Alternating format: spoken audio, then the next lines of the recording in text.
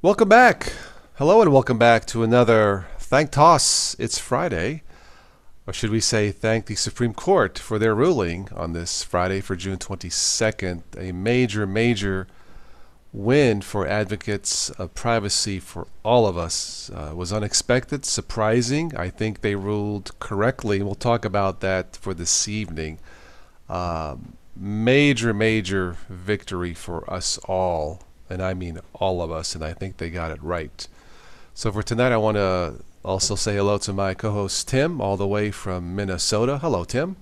Hi there, Toss. I hope everything is good in your part of the world, and hope Yep. everything is good for everybody else's life today.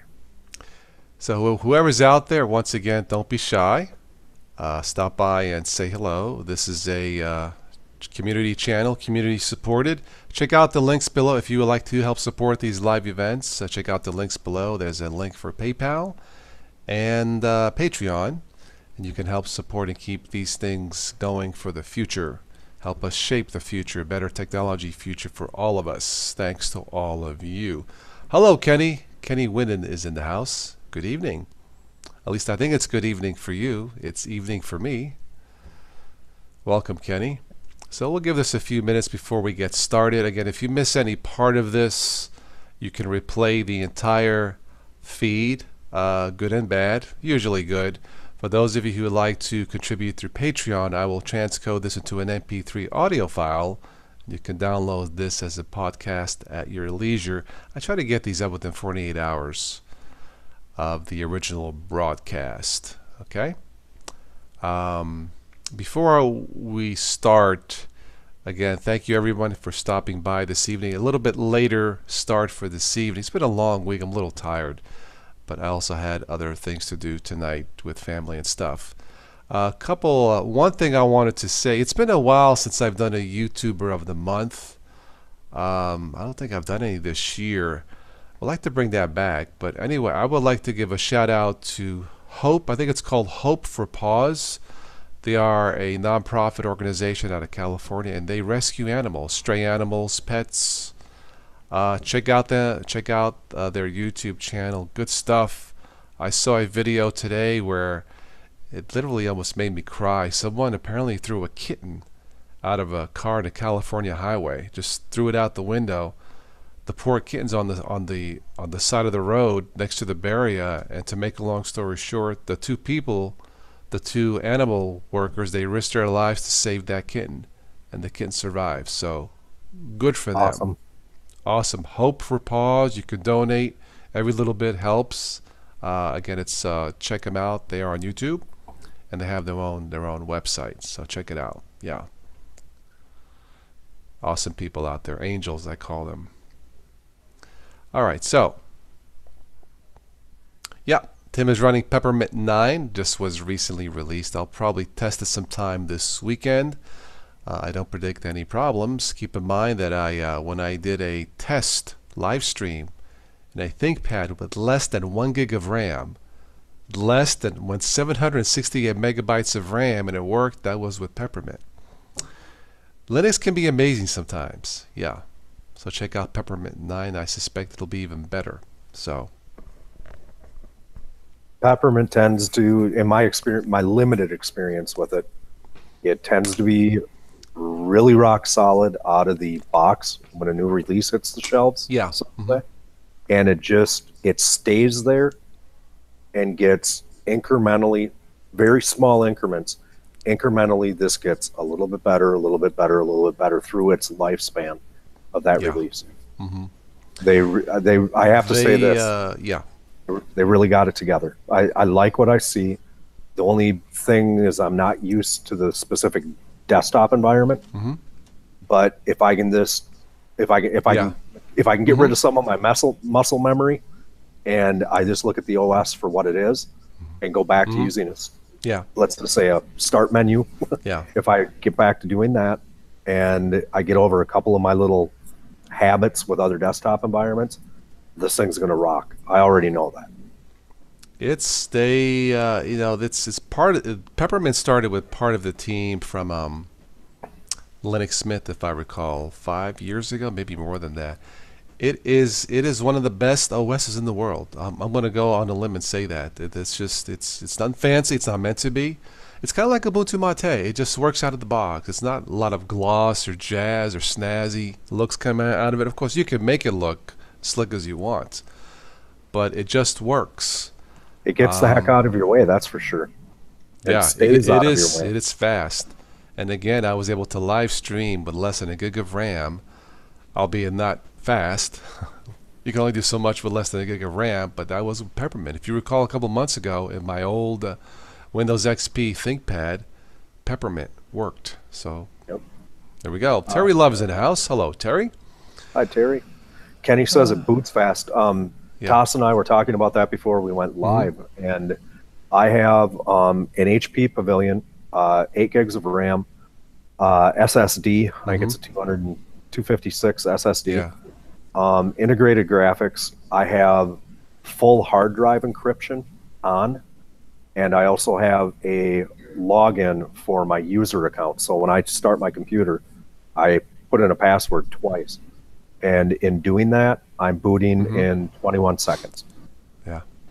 That's pretty dang fast. Pretty dang fast. Yep. On my ticker feed, I saw something. The average Ubuntu install from start to finish takes about 18 minutes. That seems a bit long. But I guess if that means the install and the updates, maybe it's about right. I don't know. When I installed Peppermint today, I didn't have a stopwatch running on this stuff. I probably am that anal, but I didn't really time it. About 8 minutes, 9 minutes. Nice. Hello, David. He says it's so good I call it Peppermint UX. Ultra X UX. I don't know. Peppermint's good. It's one of the best in the world. It really is. It's stable. And Ubuntu GNOME, as much as we like to knock it because it's not quite as friendly out of the box, or it's not particularly zippy, it's stable. So how can I not recommend at least to try a stable operating system, even Ubuntu GNOME? So check it out. As in Unix, okay, all right, David, yes. Yeah, I got Ubuntu on one of my test machines, and I don't use it that often. It's more to see how it progresses over the course of a few months and throughout the year. But Ubuntu 18.04, it's polished. It just works. It's not fast. That's why I don't use it every day. But does it work? Yep, it does. Haven't noticed any glitches or crashes or anything with it. It's just a little slow. It feels even a little bit slower than Windows 10 sometimes, but it works. So with Linux, you have choice. If you don't care about speed, go with Ubuntu. If you want to break the speed barrier, go with Peppermint. Or what did I try a few nights ago? That was insanely fast. Q4 OS. Q4. Yeah, that was insane. It was so fast it broke my seatbelt. No, I'm just kidding. But Are you still? Are you coming to us tonight from Mint 19 beta? No. I'm back to my Ubuntu Mate. Okay. Yeah, Linux Mint is fine. 19 is fine. The beta is fine. That's on my other machine. But I'm back to my comfortable, fits like a glove Ubuntu Mate. Switch to Linux is in the house. Hello, Switch. Are you on fire this evening, or is it a calm night? I saw a couple minutes of his stream before I jumped on with you, and he seemed. But I only saw the last 5 minutes. So he seemed pretty. He seemed pretty toned down. Well, Tom is usually calm towards the end because his cats are like, "Will you shut up already?" No, I'm just kidding. Yeah. Hi, Well, Anselm. I think the caffeine wears off a little bit. But tonight, okay.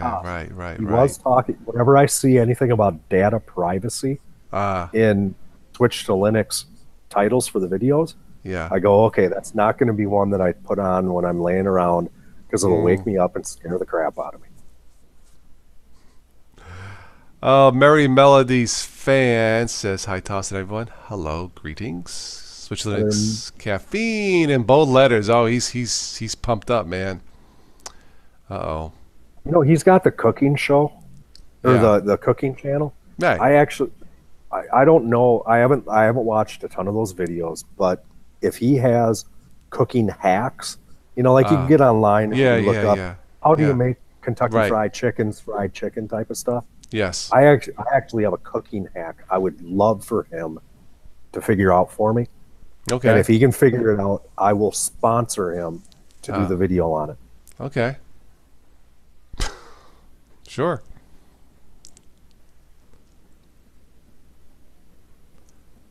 All right. Shall we get started with the main topic for today? The Supreme Court issues a big decision that's good for all of us.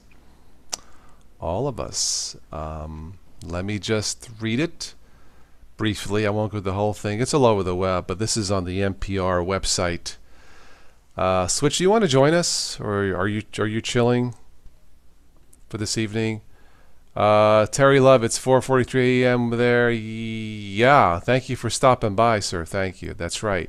Sorry, I came a little bit later for this evening. For the one next week, I may start at like 8 p.m. For all you folks overseas who stay up late to watch these. Thank you. Um, I wanted to do a lunchtime version today, but I just tired. So I took a nap, then I took my mom to the doctor's office. Everything's fine, thank God. But I was just burnt out this week. Um, so what you doing? Client work. Okay, alrighty. All right. Okay, well. Color Pixel, welcome. Johan B, welcome. Well, this is from NPR, but this is all over the web. In the major privacy win, the Supreme Court rules police need a warrant to track your cell phone. Basically, there is a residue of privacy still left out there. This was updated 5:30 this evening in a landmark decision, and it is. The Supreme Court ruled Friday that police must obtain a search warrant to access an individual's cell phone information. This was a 5-4 decision, imposes new limits on law enforcement's ability to get at the increasing amount of data that private companies amass in this modern technological age. So let's see here. Cell phone providers routinely keep location information for customers to help improve service, and until now, the prevailing legal theory was that if an individual voluntarily shares his information with a third party, for instance, by signing up for cell phone service, police can get that information without a search warrant. On Friday, the Supreme Court says, hang on a second, the writing for the majority, Chief Justice John Roberts said that cell phone location information is a near perfect tool for government surveillance. Ouch. The writers of the Constitution he said, would certainly have understood that an individual has a privacy interest day to day, hour to hour, and minute to minute, really with cell phones even second to second. A privacy interest that requires the government to get a search warrant before gaining access to that information. If you guys want to read this, yeah. That is really scary right there, because John Roberts, if I am correct in his background and having a ton of the experience he's had with surveillance programs and some of the things that we do not know goes on, when he says that cell phone location information is, in quotes, a near perfect tool for government surveillance, that, it takes for me, a guy like me, it kind of takes seeing articles like this when you see somebody of John Roberts' stature and his legal mind using that type of language. He basically said, whoa, whoa, whoa, where does this end? Where does it, where's the threshold to where it's inhuman? He's levied. This is his second major decision. The first one that major was back in 2012, where there was a challenge to the so-called Obamacare. Was it legal? He says, yeah, it is legal, or something like that. I thought that was the right call then. It didn't really fix the entire thing with the so-called healthcare for all. But now he's put his reputation on the line. He's 2 for 2 in my opinion, for what it's worth. But this is important because we were losing any semblance of privacy, and this reinstates a residue. I have to stress, a small part of privacy, telling companies, time out, time out, time out. You want to access a person's private data, go get a search warrant if it's that important. Follow the law, as we all should. And I think it was the right call. I'm not sure what the people think here in the chat, but I think it was the right call. The courts are great. The only problem is Agent Orange. I'm not sure what that means, David, but DT. Great. Now I feel better about some of the pics you have stored on your phone. Oh, Let me call my cousin, Chief Roberts, to make an exception for you, DT. No, I'm just kidding. oh, I don't think the government wants to look at his farm animal. Yeah. pictures. Yeah, Come look, on. the Supreme Court doesn't have time for this unstable stuff because they're barely stable themselves. You know, but In reading this article here a little bit more, it says, next paragraph where you had left off, Yeah. the case before the court was brought by Timothy Carpenter, prosecuted as a ringleader in a series of armed robberies in Michigan and Ohio. Cell tower information placed him at the robbery sites, and this information became damning evidence at his trial. Carpenter appealed his conviction, contending that police unconstitutionally invaded his privacy without getting a search warrant first. Now, that is a very valid case because if you commit a crime, and say you commit the crime in your home, let's use a domestic abuse case as an example.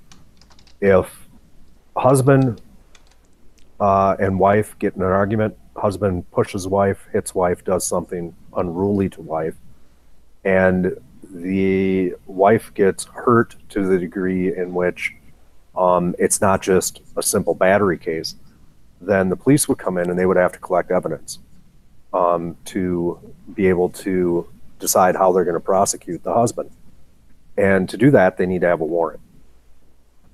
So it's very understandable and very reasonable in that what they are saying here is 100% true and valid. For me, it is a very valid argument from this. He is a criminal. If he had robbed banks, allegedly robbed banks, he's a criminal. But he does have a very solid point. If the government wants to collect information to charge me with a crime, whether that be coming into my home to collect the evidence, to get into my car to collect the evidence, or to find out where I am via electronic means, can't argue with that. And at the end of the day, to me, that's common sense. we have to have, I've often thought about it. We have the Constitution, we have the Bill of Rights, we have all these laws, but I often go back to the Bible. We have the Ten Commandments. And if humanity followed the Ten Commandments, do we need a Constitution? Do we need a Bill of Rights? If we follow the Ten Commandments. That's almost like humanity is saying, nah, God, you don't have it right. We'll do it this way. You got it all wrong, man. That's the impression that I'm getting. Tim, what do you think? It's just a personal thought. I think that at some point in the world, and I don't want to get religious on anybody, Yeah. and nor do I want to push my beliefs on anybody. I think that there was a time in the world where mankind decided that they were not going to believe in any way, shape, or form Right. of a higher power. Let's use that word for the sake of this discussion. In my case, I know who my higher power is. I know who his son is. But to back up, at some point, humanity stepped away from that. They stepped away from, in my mind, simple common sense, simple regard for themselves and others within the world. And the minute that they did that, it just got progressively worse. Now, you can probably go and sit in a college classroom and you can probably get a lot of different education as to when this stuff happened, where it came from. At the end of the day, that's what I really believe happened. And I think there's a lot of people that tend to think along that lines too. But, sometimes it's hard to really pinpoint that stuff. because human beings are people of free will. And when human beings exercise their free will and they see a better result short term than what they could see in looking to a higher power for a long term result, we're also human beings who like, in some cases, as quick a gratification as we can get. And Well, right. I mean, Anselm says, "Get rid of religion, keep the Ten Commandments because it's common sense." Even if you're somewhat of an atheist or not sure of a higher power, the Ten Commandments are for the common good. You know, when human beings stop doing things or say things that are not for the common good of human beings, then we tend to lose our humanity. You know. And even if you're not a big fan of the Bible or this thing with God, but look at the Ten Commandments. It just makes sense. I'll treat you the way I would want to be treated, and justice for all. There's some really good rules that come out of the Bible, and even if you don't want to look to the Bible or the Ten Commandments, just because it's like, well, it's not where I'm at. That's cool. Yeah. I get it. Yeah. A church that I went to actually had a 12-step group, just like AA or Gambling's Anonymous or Narcotics Anonymous, but it was called the 12 Steps for Believers, and that was for Christian folks. And they used the same 12 steps that were created by, I think, Alcoholics Anonymous were the first people that created the 12 steps, Bill Wilson, and they adapted those. Only the first step, the steps 2 through 12, were exactly the same that anybody going to any 12-step group would see. And in just practicing those, this practicing something as simple as that, where it puts responsibility on the individual to make their life work, live and let live. This using something like that is better than nothing at all. No, it makes sense. Anselm says, I am an atheist, but the Ten Commandments are a good starting point, because they apply to all of us. They apply to our humanity. I often chuckle when we have an election and people say, "Oh, God sent us so and so to save us." Have you heard of Jesus Christ? Say it. I don't care who wins. Just a matter of left or right. People say, "He brought us him. He brought us." I'm like, get real, man. Don't go there. This is just a personal observation, and even Anselm saying I'm an atheist, Yeah. 10 Commandments are a good starting point. So Yeah. even if I'm not sure what exposure Anselm has had to any form of religion or spirituality, whatever the case would be. But if somebody was to walk up and hand him a sheet of paper with the 10 Commandments without the biblical terms on it, he would say, "Yeah, you know what? This ain't half bad. Heck, I think I could. I think this is a good Right. thing to start with." If you just give those commandments to someone who's never read the Bible, hey man, what do you think of this? I don't see that person saying, "What a piece of garbage is this?" I just don't see that, unless he's drunk. I just don't see it, man. This is uncool. This is stupid. I don't see that happening, because it does affect all of us. I often say, if one human being would help a human being, no human being would be without help. I realize it's a fantasy, sort of. Hopefully one day it might be true. I don't know. But, it all comes down doing the right thing, and getting back to the Supreme Court decision today was the correct ruling on a small scale. But as humans, we do deserve a certain amount of privacy, dignity, respect, and when a piece of that is taken away, a piece of our humanity is taken away, and we become less and less human.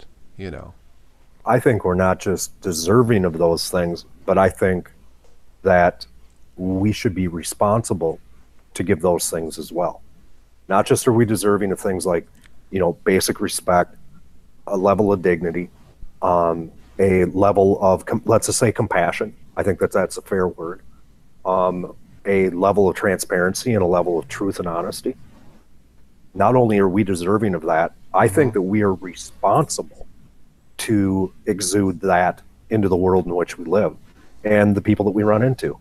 If we feel as though we deserve it, why would I think that I am not responsible to give that to others? And there again, you get where do you end up, Carmine? You end right back up to the golden rule. Boy, that's the truth. Yeah, Tux, people helping people. It's who we are. Jesse Ventura, I believe he's an atheist. I'm an atheist, but it seems like Jesus Christ was a cool guy. I would have loved to have met him. How honest can you get? Because it just made sense, you know. DT, big fan of Buddha and Jesus, lots of wisdom in the Quran too. Yeah. Any person, any book, any ruling from the court or whatever that somehow contributes to the common good for all of us is good. It's the way it should be. It has nothing to do with political party affiliation. It has to do with us, humanity. You know, and if we lose our humanity, then what's left? YouTube. No, I'm just kidding, but Distro Truth just made a very, very good point. Yeah. There's an underlying theme in all these spiritual leaders, though. They followed a do unto others sort of philosophy. You nailed it. This week was not a good week for Congress, the administration, and those kids, and you know the families being torn apart. A lot of back and forth on social media. I don't get involved with that. You know, there was Sessions. Is he the Attorney General? Yes, Sessions. Yes. Quoting the Bible, saying what we did was justified. There is no God that I know who says, I want you to rip apart families. It is ridiculous. It's a slap in the face to whatever higher power you believe in. That gets my blood boiling. You know, I mean, look, it's one thing if you make a mistake on your own, but don't justify it by using the Bible or God's word. You know what I'm saying? Anyway, I won't go there, but it was a tough week. It was a tough week watching the news. Very sad that it's gone to this point. For every man there is a purpose which he sets up in his life. Let yours be the doing of all good deeds. Tux 13, yeah. Yeah, well, you know, DT and they didn't judge. We are all judgmental. Yeah, well, does the Bible say, yet let he who is not guilty cast the first stone.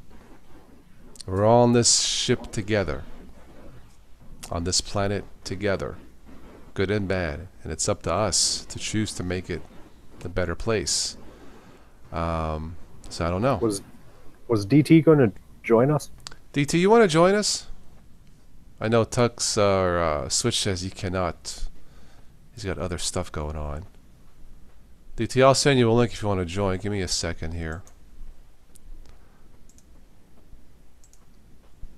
Well, Toss is doing that. Just to switch gears a little bit. Looks like a couple of people in the chat, including myself, went and grabbed Peppermint 9 when it came out. I think Johan had said he's enjoying Johan's enjoying Peppermint 9.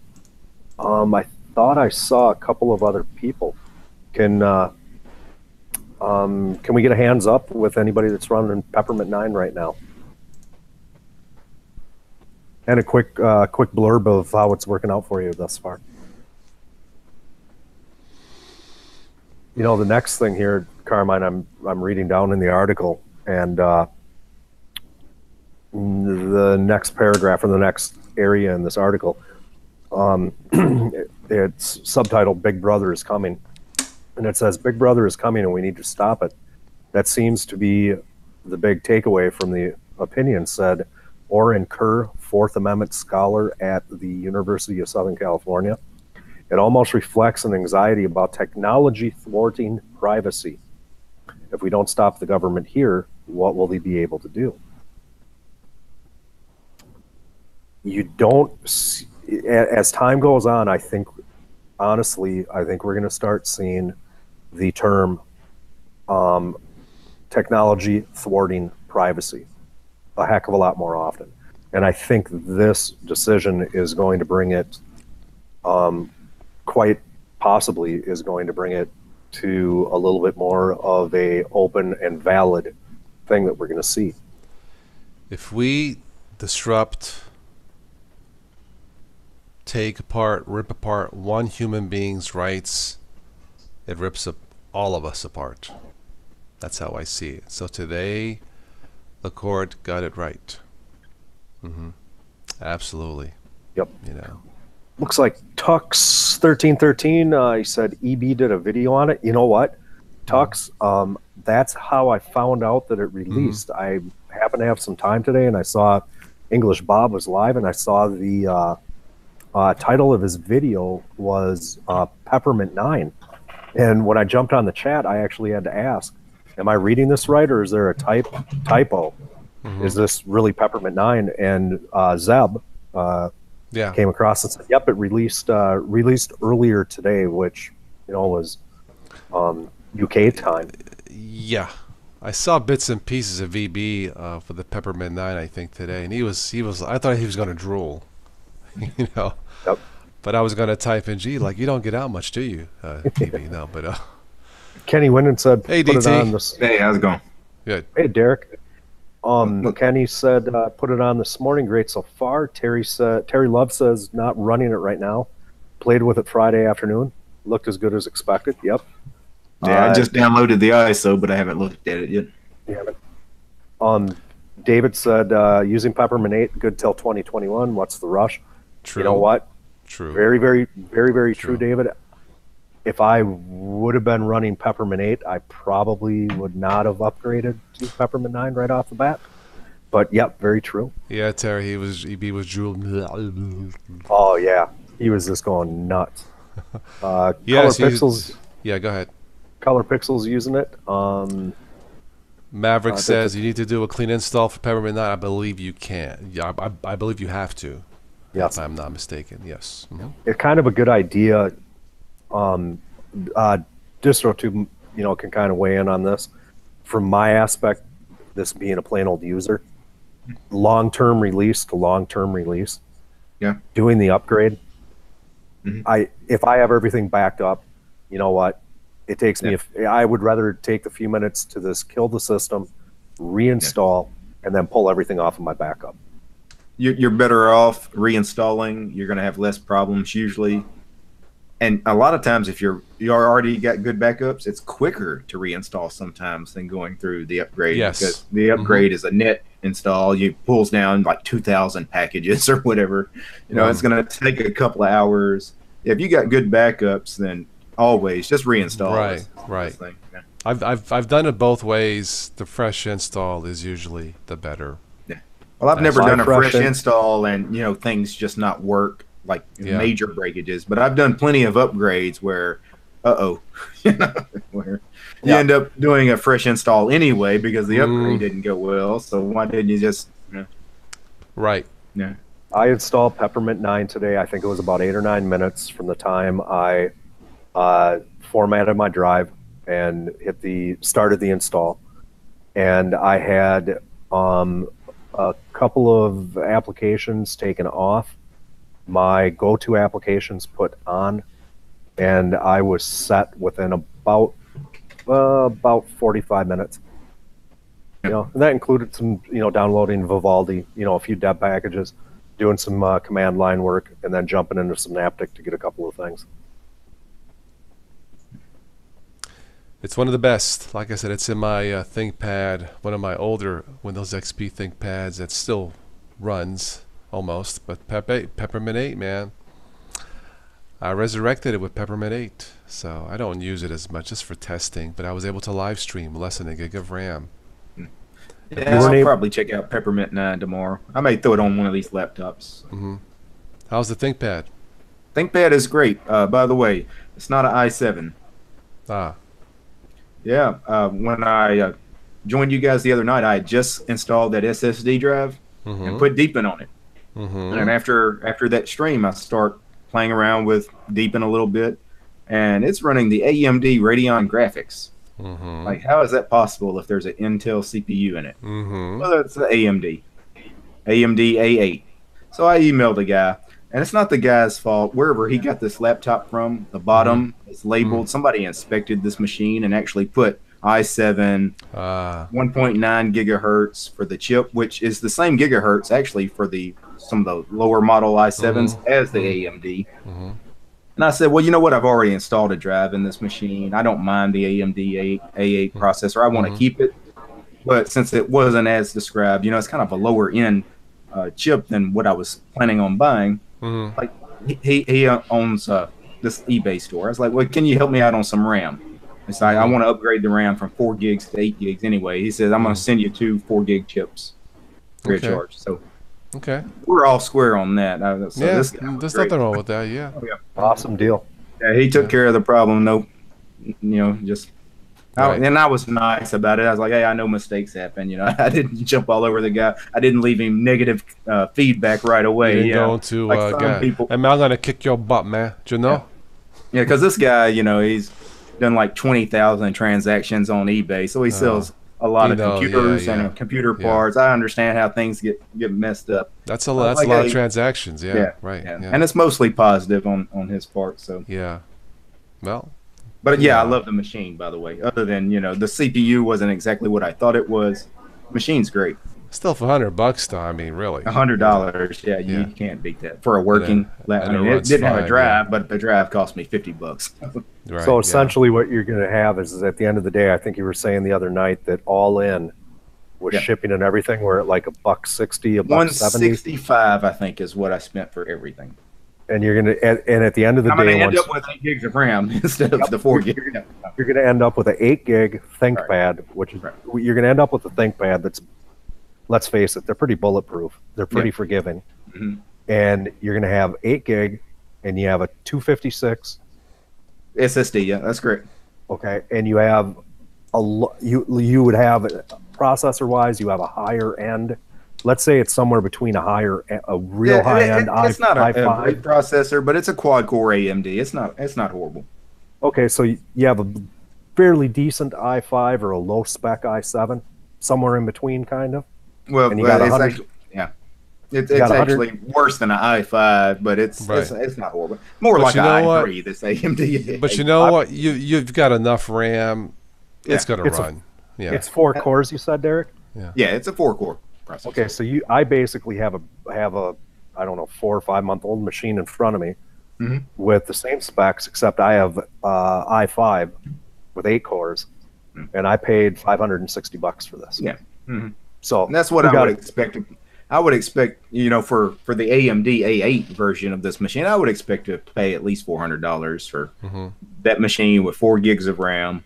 With the i7, probably bump that up another 100. Right. Jeff Pearson said I spent a third of what I would spend brand new, but it's like a brand new machine. I mean, whoever had this, I don't even know if anybody ever owned it. It might have just been a floor demo at a store or something, because the keyboard and the screen look untouched. I mean, it's shiny, no scratches at all on the interior. The outside is a little scratched up, but that's just normal wear and tear. Yeah, that could have happened shipping, So. How big is the laptop, Derek? Is that 15 inch? 15.6 inch screen, yeah. Okay. It's actually the exact same size as my Toshiba Satellite you guys always see on my desk behind me. So I've got a bag that fits the Toshiba, the Lenovo fits in that same laptop bag. So it works out perfect. They're almost exactly the same dimensions. So full keyboard plus the 10. Yes, I always like buying laptops with a full. I like the keypad, the 10 key keypad. Yep. I hate laptops that don't include that because I'm so used to using the keypad. ThinkPads, man, they're like Lexus. They just keep going, like Toyotas. Like they just keep going and going and going, man. Even when I drop twice and crack, it still runs. Yeah. Yeah, David. All machines pretty good with 8 gig of RAM. It should be plenty. Like I said, with Linux, if you have 4 gig, you can. And to be honest, anything. I wasn't even going to upgrade the RAM. It's upgradable to 16 gigs, but 4 gigs was plenty. I'm not going to do any virtualization on it. I'm not going to render video or anything like that. But since, we had this problem, the CPU wasn't as described, I just threw it out there for this guy. Hey, just like, you know what? Send me a stick of RAM and it's all good. He said, I'm going to send you 2 4-gig sticks. So I was like, okay. There you go, by the golden rule. See? Right. You never know. Awesome.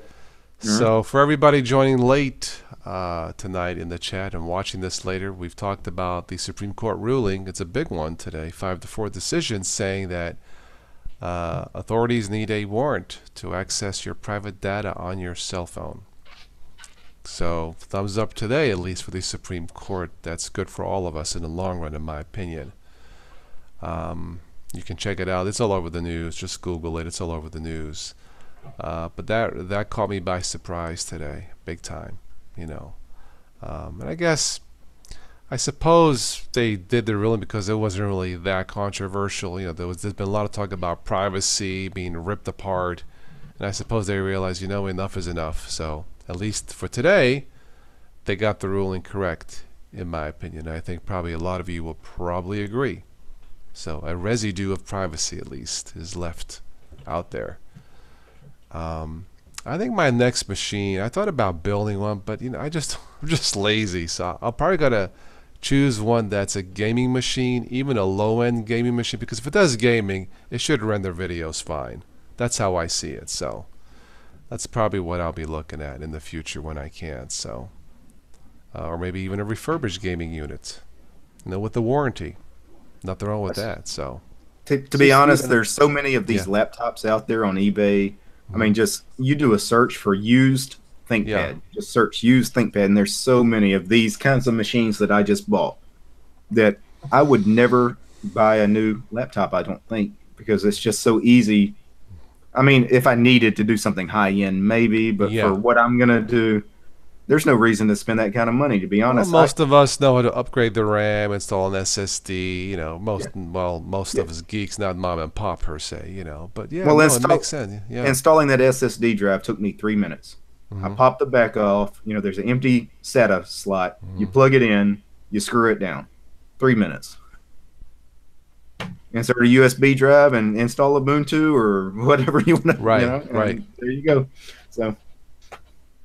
David says AMD A8 similar to an Intel i3. Okay. Yeah. i3 is not a great processor. That laptop, that gateway that I was trying to revive for one of my family members the other night, that i3 processor, not great. Actually, the A8 that I have on my Toshiba might be a little better than the i3, to be honest.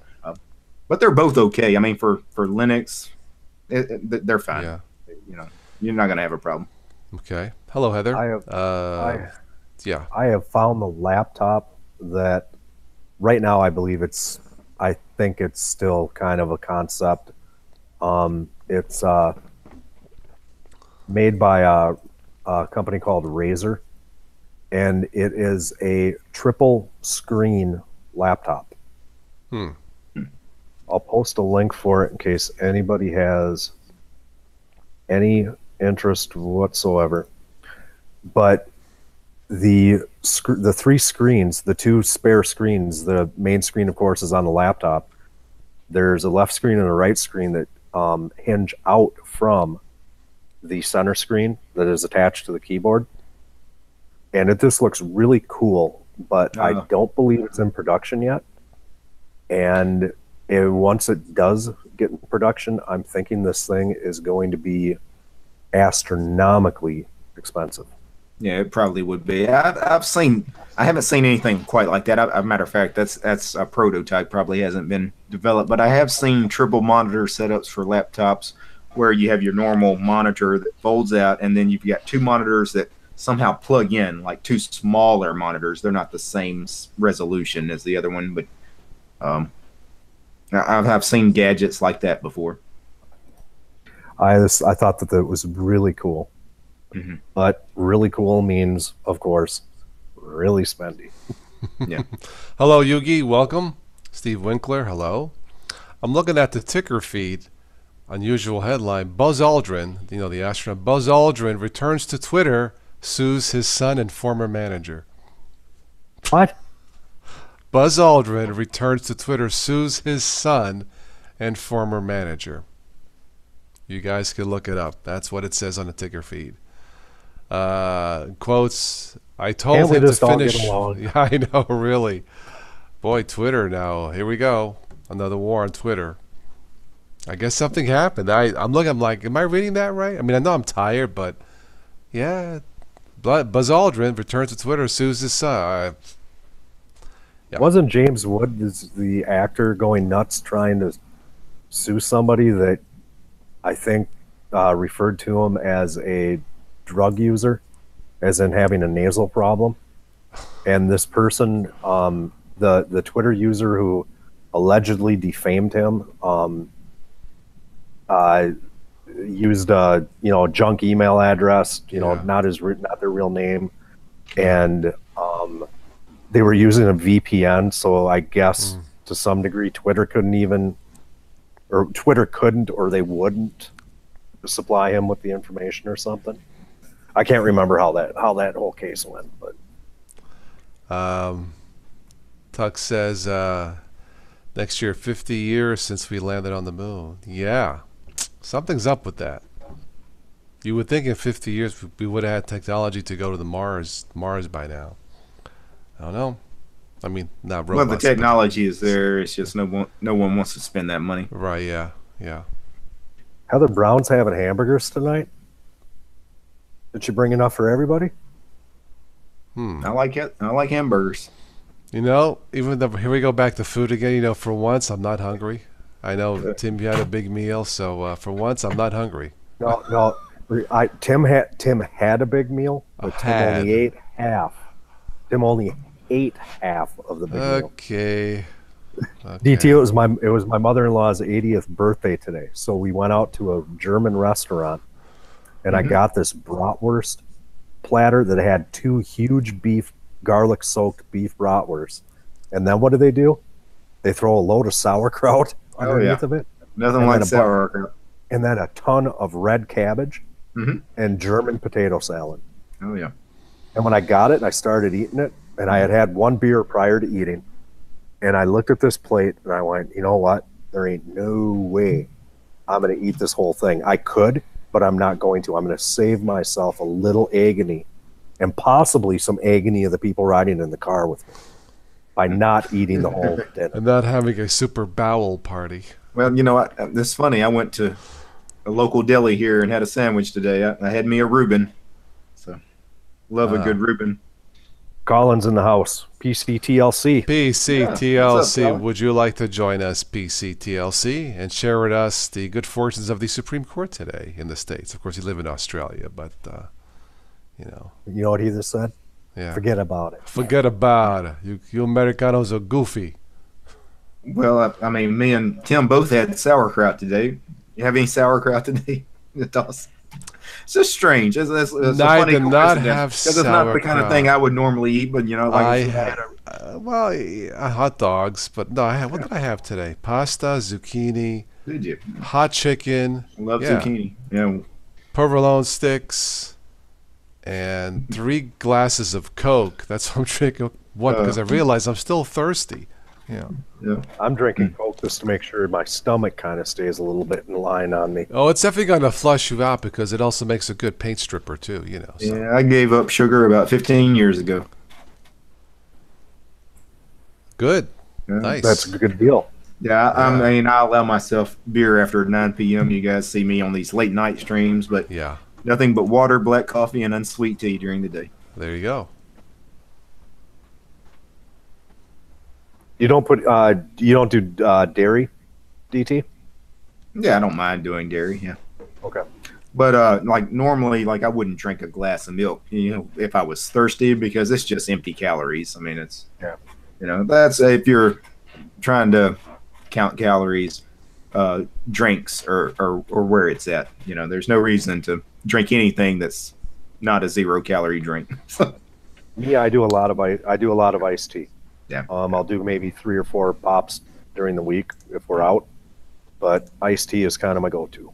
Yeah, water, tea, and coffee. That's really. And then once you get away from sugar, especially, I mean, you get used to just not drinking those sugary drinks. Like, I don't even want a Coke. You know, I probably drink like a Coke twice a year.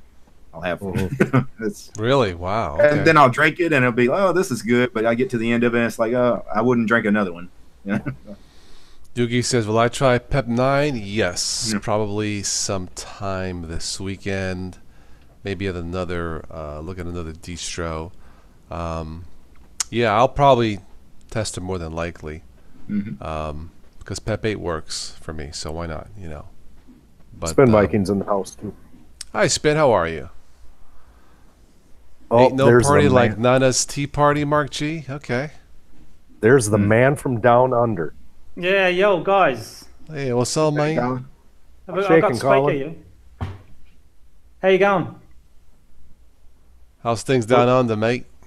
Oh, not too bad, mate. What time is it? It's 12:30. Yeah. Oh, okay. You're On 12 hours Saturday ahead, yeah. afternoon. Just got back Hello, from the Timo. funeral, Welcome. How you doing, Timo? So what have you Today? been discussing? What's the conversation? Well, Well, we the started big- with sauerkraut, sandwiches. No, DT started with hamburgers. that, not me. The big news today was the Supreme Court ruling in the States. It caught me by surprise because it's a conservative court, but they basically said your privacy is your own and your cell phone. The police authorities need a court order to access your data on your phone. Oh, They made the right call. Good for them. I Good just for them. posted a link in the chat, Colin, if you care to read on the article Right, you were yeah. referring. Yeah. You know, it makes me wonder, is this the first step to extra steps in our privacy favor? Or will there be appeals? I don't know. You know, I was just reading, if you don't mind, let me refer back to the article. The next subtitle, Protecting Privacy from Progress. Chief Justice Roberts cast the decision as a narrow one. He said it does not disturb the routine use of subpoenas to obtain financial, bank, and other business records, nor does it prevent police from obtaining cell location records without a warrant in emergency circumstances, such as when police are faced with a fleeing suspect, a kidnapping, or threats of imminent danger. Roberts also said Friday's decision does not call into question the use of security cameras and other techniques, as it does not consider other collection techniques involving foreign affairs and national security. What it does do, he said, is ensure that the progress of science does not erode the Fourth Amendment guarantee of privacy. Yeah, the Fourth Amendment, of course, the right against unlawful searches and seizures. There's already been rulings about, you know, police can, if there's exigent circumstances, you know, they don't have to serve you a warrant. Like if they see somebody doing something, you know, crazy, you know, they don't have to worry about a warrant. They can just act on it. So it's the same thing with the cell phones, no doubt. You know, it goes from reasonable suspicion to probable cause. Right. And once they have probable cause, they act. So why don't the police force join Google then? Then they'll be able to track your phone, won't they? Well, yeah. I mean, they could just go join Google. Well, that's the thing. The U.S. government is already in bed with Google and Apple and Facebook, you know, trying to get a lot of this information. And, you know, they've already coerced these companies into providing them a lot of information. That, Yeah. So it's the police that's not allowed to track your cell phone. The police aren't allowed to. Yeah? That's what they're saying. Right. Without a court order. Yeah. Without a court order, right? Search okay. warrant. Yeah, a search warrant. Yeah. Yeah. And even though the First Amendment doesn't really specifically mention it, it's kind of been interpreted over the centuries that we have a right to privacy. So. Right. Well, see, if you was to watch a guy named, I don't know if you heard of him before, Jim Jeffries. He's from Australia. He's a comedian. Have you heard him? He's done certain comedy sketches in front of live crowds in America regarding gun control. Well, you get out there. he'll say that us go, oh, we got some laws. Okay, fair enough. we don't even know. You guys follow your amendments and all that. We don't know much about what ours are. Well, to be honest, like, you know, in school we learn our first 10 amendments, which is called the Bill of Rights. Right. But you ask most adults, like, we're talking about the Fourth Amendment to the Constitution. I guarantee you 95% of the people we asked about, hey, what is the Fourth Amendment, could not tell you. Easily 95. Yeah, right. I mean, it's so we're pretty ignorant of our Constitution here in the U.S. too. So most people seem to know in America about their Second Amendment for sure, and that's well, yeah, that gets a lot of attention in the news. Yeah, the First Amendment and the Second Amendment are kind of big ones. Yeah, but after that, it gets a little cloudy. It's a little hazy. Well, again, go ahead. Yeah. English Bob is in the house. Oh, yeah. Yeah, EB. English Bob. What's up? Mr. Trucker Man himself. Bob, sure, you still drooling? About Peppermint 9. You still drooling from when the Peppermint 9? Wipe off your lips, man. All that stuff doesn't look good. I've got to look at that. That's looking pretty good, actually, Peppermint 9, I must say. Sky Bear, Bionic Bear. If cross the border, your Bill of Rights are meaningless. No, they're very mean when you cross the border. Meaningless. I know what you meant, Sky Bear. Welcome. You know, there's something I have to say. English Bob, I think when he was on with us here a couple weeks ago, maybe, he said that he drives taxi professionally. Yes. Right. If I'm correct. So yeah, that's true. I just gotta get this straight. The guy goes out, drives taxi all day, and then he comes home and jumps in front of his computer. And what does he do? He drives a truck all afternoon and night. It's in his blood. I just thought about that. Yeah. No, and no offense whatsoever, Steve. None whatsoever, man. I applaud you for the job you do driving a taxi. Yeah. God knows I couldn't do it, and I love every one of your videos. Not one of them is ever disappointed. I should have told my sister to look out to ask for a taxi driver by the name of English Bob, because she's just come back from England, Europe, and all that. So nice. Yeah, that would have been nice if she had a chance meeting with him. Yeah. Well, he could have called her darling, love, whatever. She wouldn't complain. Yeah. You just have to find out if she ran into a follically challenged middle-aged computer geek behind the wheel. And did she get to try any Marmite while she was there? I don't know, actually. I haven't spoken to her since she got back, but she lives on the other side of Australia, so I'll have to message her and see if she did try it, actually, because most of us Aussies don't like Marmite, and most English don't like Vegemite. Vegemite, yeah.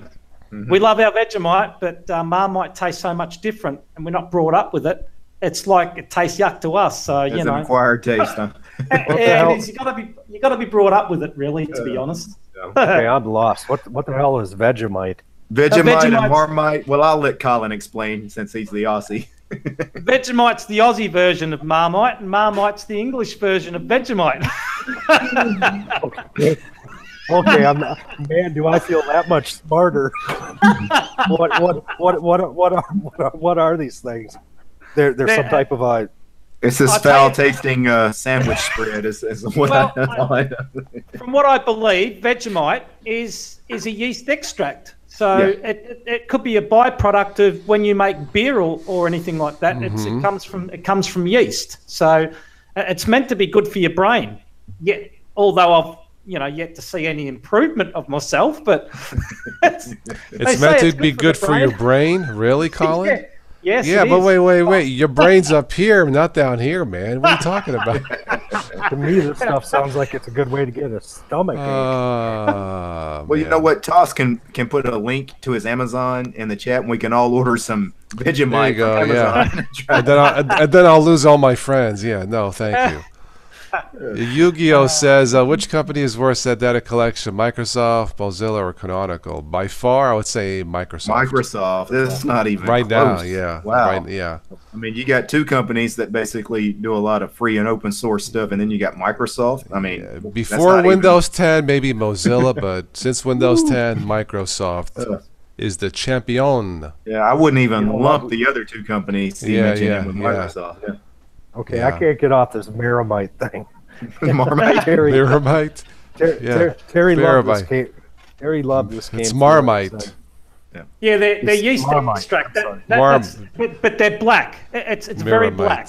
I think Marmite is what kills Superman. Marmite. Oh, that's kryptonite. Never mind. The other night when we were discussing it on Big Daddy's podcast, one guy said Marmite tasted like spoiled peanut butter. Another guy said it tasted like hot tar. Oh my god! It sounds to me like it's black. It's black mayonnaise that was left out in the sun too long. What you do, Tim, is you cook some bread in the toaster. Yeah, toast some bread. Put a bit of butter on it, and then you put a bit of Vegemite. You don't have to put too much, and then you probably won't like it because you weren't brought up. And then you eat a couple fiber bars, and you're good to go for that day. Yeah, and then I go in the bathroom and I immediately vomit. Yeah, first you vomit, then you release the. You could skip the toast. You just get a spoon and get the jar and just. Right, no, don't do that. Oh boy. But just for your information, FYI, Kraft actually owned Vegemite for quite a while, but I now believe it's back on Australian borders again. So, Kraft is in America. Kraft must have been sick of all of the wrongful death complaints. Jeez. Full vitamin B complex, Terry, and I think I have better ways of grabbing my B complex. I'll just, you know what, Terry? I'll just take a Flintstones vitamin. Thank you. Yeah, my Flintstone vitamins. I'm good with the vitamin B. I don't need. And somebody in the chat mentioned Vegemite was mentioned in a very popular song back in the '80s. The Aussie band Men at Work mentioned Vegemite, and what was that? Do you come from a land down under? They gave me a Vegemite sandwich. Do you come from? So that's why they only had one hit record. But the problem is, after they ate the sandwich, then their song "Do You Crap Like a Man Down Under?" No, they had a couple. They had a couple of hits here in the U.S. Yeah. Who can it be now? That's right. Men at Work. Yeah, they were good. Yeah. She just smiled and gave me a Vegemite sandwich. Right. Yeah. Do you come? Do you crap from a land? Do you crap from a land down under? Wow. Oh God. YouTube, please don't demonetize me. You know, I came up short this month, and my AdSense have to cover my con. Don't do it again, please. Matter of fact, I think you just got fined. You didn't just get demonetized. I know. They want money back from 3 other videos. Oh boy. Oh man, Yugi says, "Wow, yeah." Yeah, we got sidetracked a little bit on this Marmite. Yeah, that was Tim's fault. Yeah, it was my fault. He can't get over it. I'm gonna have to Google Marmite and Vegemite. I'm gonna have. Where the hell is the pen? I gotta write this down. You know what? I'll take the challenge with all of you guys. I'll order some from Amazon right now. The rest of you guys will meet back in a week and discuss our experience. Yeah, but we'll all come back like, toss. Oh, God. We'll tell which one. We'll tell. I got a feeling Fruit of the Loom stock may go up next week. You know, underwear. Haynes underwear. Everybody's going to be asking if Derek's having video issues. It's because he looks green. No, it'll be from the fog, the screen, you know. Are you linking this to the to that story that you had during the week, Toss? Are you? Which one? I don't know, the bowel one. What was the bowel one? Oh, the Super Bowel Party, yeah. Super Bowel. Yeah. South Methodist Church will be having this Sunday night Super Bowel Party. Super Bowel Party. That's in the mega bathroom. Yeah, right. Oh God. I can imagine a person going to confession at Catholic Church. Bless me, excuse me, that I have sinned. Isn't there an old saying that when somebody says that isn't going to go over too good, isn't there an old saying that's going to go over as good as a fart in church? Oh yeah. Oh. Well, supposedly that bodily function is actually good for you. I've read somewhere in one of the news and nonsense that people gas at least 14 to 15 times a day. Hey, it's good for you. It's not good for the people next to you. That's not good. No, it's not. After my dinner tonight, it's going to be 14 or 15 times every 8 minutes. Someone should do an experiment, like a person who loves animals, like a person who has 2 or 3 dogs, have the dogs cuddle with him on the sofa. He lets one rip and just see what the dogs do. They just one by one just get up and walk away like F you, you know.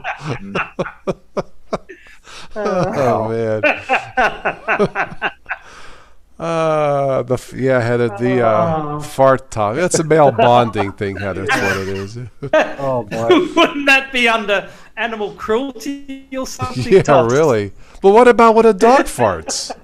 You know, see, a dog is so cool. Like he's walking, he just keeps walking like he's so cool. Look at me, I'm cool farting.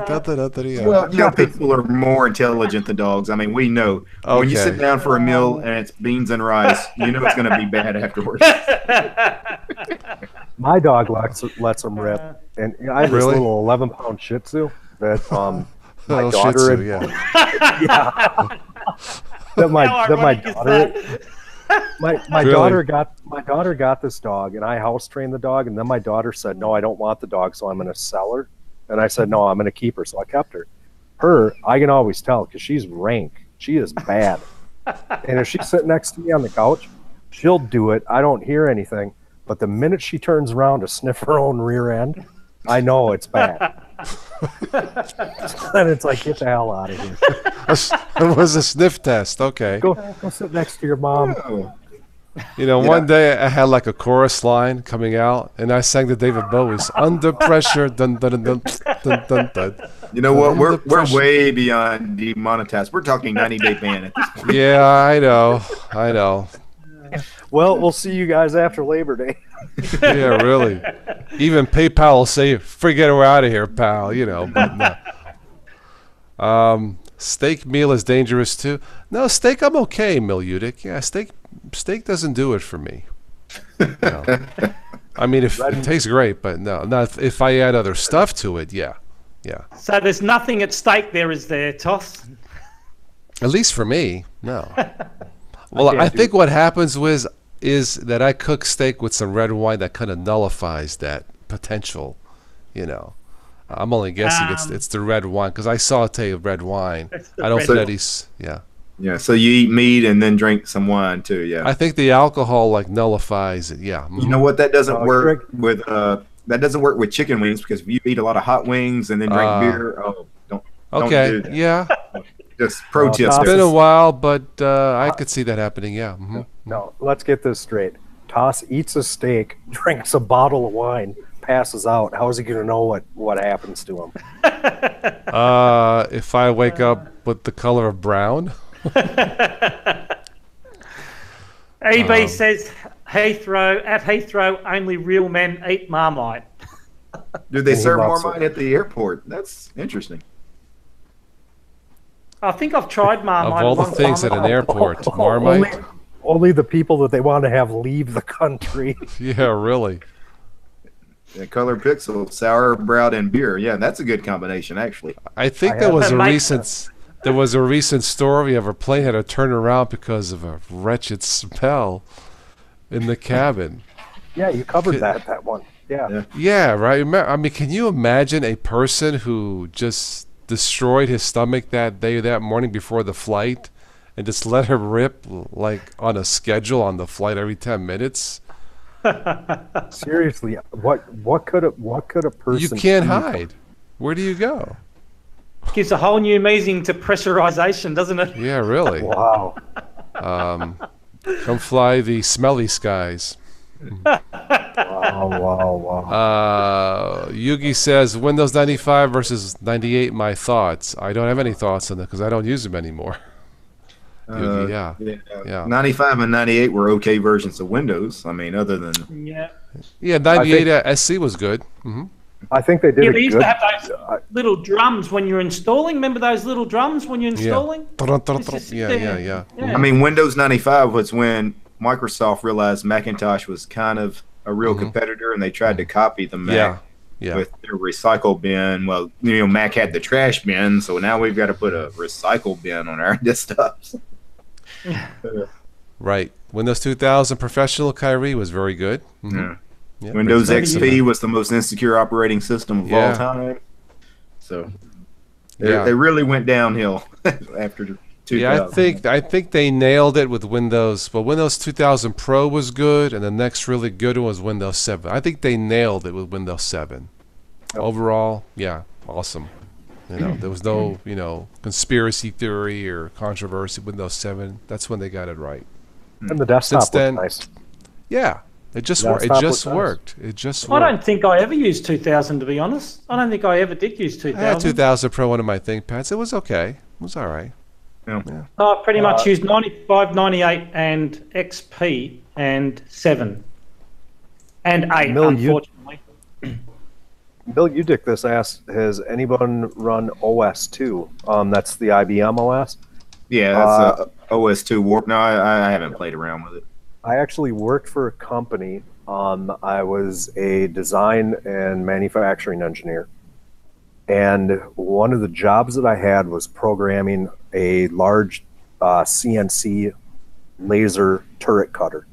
And it had a, you put sheet metal on, and we were cutting big sheet metal. The company I worked for built cryogenic storage tanks for liquid oxygen, liquid nitrogen, liquid hydrogen. So we'd be cutting anywhere up to 3/4 inch thick steel plate, and the table was 14 feet wide by 30 feet long. Wow! And the interface, we had to use a CAD type app on a Windows system. We had to save the file. We had to open it on OS2. And we used OS2 to upload it to the controller on the turret that ran the laser. So yes, I have run it. From any enjoyable standpoint, no. But have I run it? Yes, I have. Yeah. Well, I mean, it hasn't been under development in 15 years. I mean, it's very old. So. Yep. I'm looking at some odd news for this evening. This is a story I've never seen before. A rat gets into an ATM, shreds nearly $20,000. That gives a whole new meaning to I don't give a rat's bleep about. Yeah, but it's probably insured. They're probably not out anything. Now, if you would have put Vegemite around the front of the ATM, would have kept the damn rat out. Right, no, they would have found a dead rat. Yeah, right. God. Doctor pulls live cockroach out of patient's ear. Ew. Isn't that nice? Yeah. Your little cockroach, man. It's in your ear, man. Yeah. Dog announces retirement as mayor of Minnesota town. Oh, come on. Are you picking on Minnesota for? Okay, I gotta Google that one.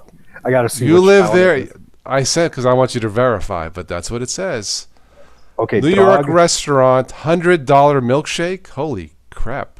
Does that include a lap dance? There better be like 3 shots of bourbon in it. $100. Okay. Must be a pretty good milkshake. Yeah. I guess that caviar in there is pretty expensive. Yeah. Oh, wow. Only in Minnesota will we go and elect a dog to office. I just report the news, man. I just report it. Let's see what else we have here. Oh, that flying toilet from last week, that was pretty funny still. This is unreal. The town that dog retired from, it's a township. It's not an incorporated town. It's a township. Okay. It's called Cormorant. My family's farm of about 100 years is about 5 miles from Cormorant. And they had a dog for a mayor. Well, they let the town go to the dogs. They let the town go to the dogs. How predictable was that one? Sometimes I'm just not that clever. I'm just practical, Oh, God. Of all the news and nonsense, I think my favorite one was, I think I mentioned the fire extinguisher factory burns down in Chicago. Next to a fire station. Tim likes that one. That's my favorite because of all the improbable things that would happen. That's my favorite. Boy. Yeah. Did the workers have no concept of product knowledge? I don't know, man. I don't know. But look it up. I'll never forget that story. Wow. Yeah. Wait, okay. Mark G. this said we had a hedgehog elected to Parliament. Okay, really? Mark G. Where would you be? Would you be in the UK somewhere, or would you be down in Colin's neck of the woods? That's a horrible, horrible thing to call someone's wife. Horrible. No, just kidding. Yes. Colin, does New Zealand have parliamentary type of government? What do you have in New Zealand? Yeah. Yeah, Prime Minister. Australia, whatever, yeah. Well, they're further over the other way, east to us. They're close to the eastern side of Australia. I'm on the west. But I think their parliamentary runs similar to ours, I'm pretty sure. Okay. So what did they have? A hedgehog elected to Parliament? Mark G's in New Zealand with you, dude. You didn't know that you had a hedgehog in elected office? No, New Zealand's another country. Yeah. Colin's in Australia. Oh, I'm in Australia. Yeah. I'm sorry. Tim, I've got the Vegemite, remember? Yes. Yeah. Although in Tim's defense, I actually, for a while, I did think Colin was from New Zealand. There was some confusion about that one time. Somebody led us astray on that. Tim, this one's for you. And all you can eat was too much. A restaurant in China offered an all-you-can-eat program for a whole month. It was too good of a deal. Now the restaurant's going out of business within 2 weeks. Gee, I wonder why. My goodness. The whole reason Toss is saying this is because on Mother's Day, I went out to eat and I ate a 28-ounce steak plus a bunch of other stuff, and that's what kicked off some health issues for me. Trust me, I'm not going to be going to any all-you-can-eat buffets. Not anytime soon. Let's see what else we have here. Mujin said Kiwis and Aussies are very different. Yeah, Kiwis, New Zealand. See, we thought Colin was a Kiwi and he's an Aussie, so we messed that up. Okay. That's right. Yeah, because I don't. They got a different accent to us, the Kiwis. So you can really tell when the Kiwis talk, and it's like what's his name? What's that guy's name that was an annoyance to the Linux community? What was his name? Marcus Baird or something? He's Kiwi. Remember him? No, I'm not sure who you're talking about. Yeah, I think I know who Marcus you mean. Baird? Yeah. I think so. Yeah, I think I know who you mean. Yeah. Definitely. I won't bring his name up too much. Not sure if anyone really likes him much, but I watched a movie here. Well, I've seen it multiple times, but I just watched it the other night about Burt Monroe. It was a movie with Anthony Hopkins called The World's Fastest Indian, and talked about Burt Monroe. Talked about Burt Monroe and his record-setting attempt. Yeah, there was a movie on that. I watched that movie in a plane once, the Fastest Indian. I'm pretty sure that's what it was called. Yep. Anthony Hopkins? Yeah, that's right. Yeah, yep. Yeah, good movie. Yeah, I just watched it again the other night. Really good movie. Yeah, it is, isn't it? Yeah. Here's a headline: Pro-smoking Japanese lawmaker apologizes for heckling cancer patient. Oh, God. Oh, boy. Hey, here's some Australian news. EB wants a link. Yeah. Oh. No, EB wants a tattoo. It says Toss Ink. I don't do tattoos, man. I cannot do no ink. Well, the good thing is this stream has already been demonetized. I so do having loads. EB You over want? I here- can send you loads, man. You know. You guys know here. It says here. Speaking of Australia, Australian supermarket giant says yes to mass nude photograph. Colin. Don't know what that one's all about. Mass nude photographs. It says Australian supermarket giant, I guess the chain, says yes to mass nude photograph. Well, That's that guy that. That's that guy that runs around the. I don't know. That's that guy that runs around the world and tries to get 2,000 or 3,000 people to take their clothes off in a public place. That's the one. They aren't crude photos. It's of people from behind. And That's but right. he gets thousands of them out on like in a city square or out on a beach or something, and then takes a picture of all of them. EB, is your email Lingus? Linux rubbish? is your email Linux rubbish? There ain't no way we're saving this thing. Linux rubbish. There for a second, I thought he said dingus, and I'm like, what? I have big EB's Bob say it, and it came up Linux rubbish. So it's like Peppermint 9 is great. It's drooling. It's like it's great. And his email is Linux rubbish. Linux rubbish. Anyway, EB, here comes if it's the right email. My pastor's email is gotohell@gmail.com. I know. At Christmas time, me and my friends would change the words. You know that song, "The First Noel." My friend changed the lyric, "Go to hell, go to hell." Oh man. So you've got someone, Hugo Master 88 in the chat says he's got a church blooper for you, Toss. And it says, yeah, go ahead. It says, if you would like to make a donation, fill out a form, enclose a check, and drip in the collection basket. Yeah, drip.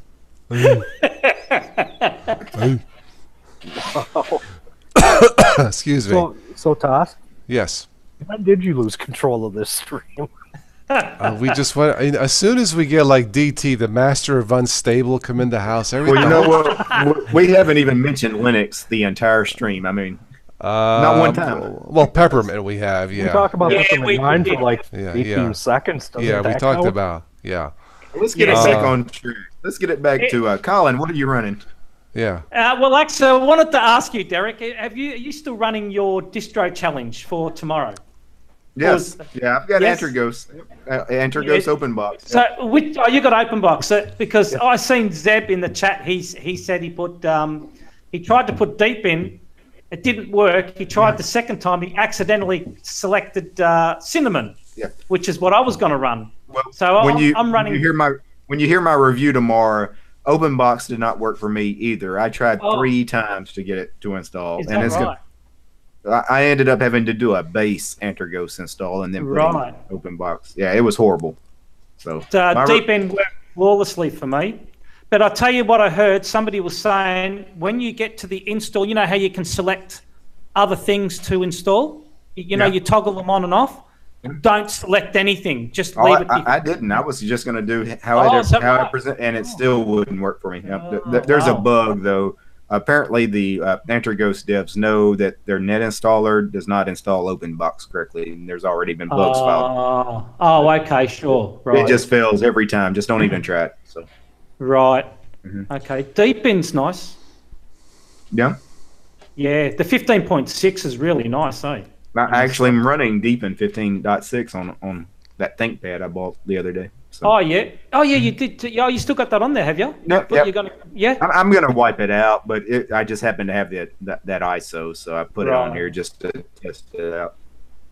I actually love the distro if the repos were faster. It takes forever for software to install on this thing, though. That's its biggest problem is its mirrors. I don't think they have enough mirrors. No. The mirrors are all in China and South America. You know, so half a world away from me. So, yep. EB, did you get the link? What Colin, what are you? So you're running Antergos right now? Cinnamon? I'm running Antergos Deepin. Okay. And Deepin's such a lovely desktop, but I don't know. There's just something about it.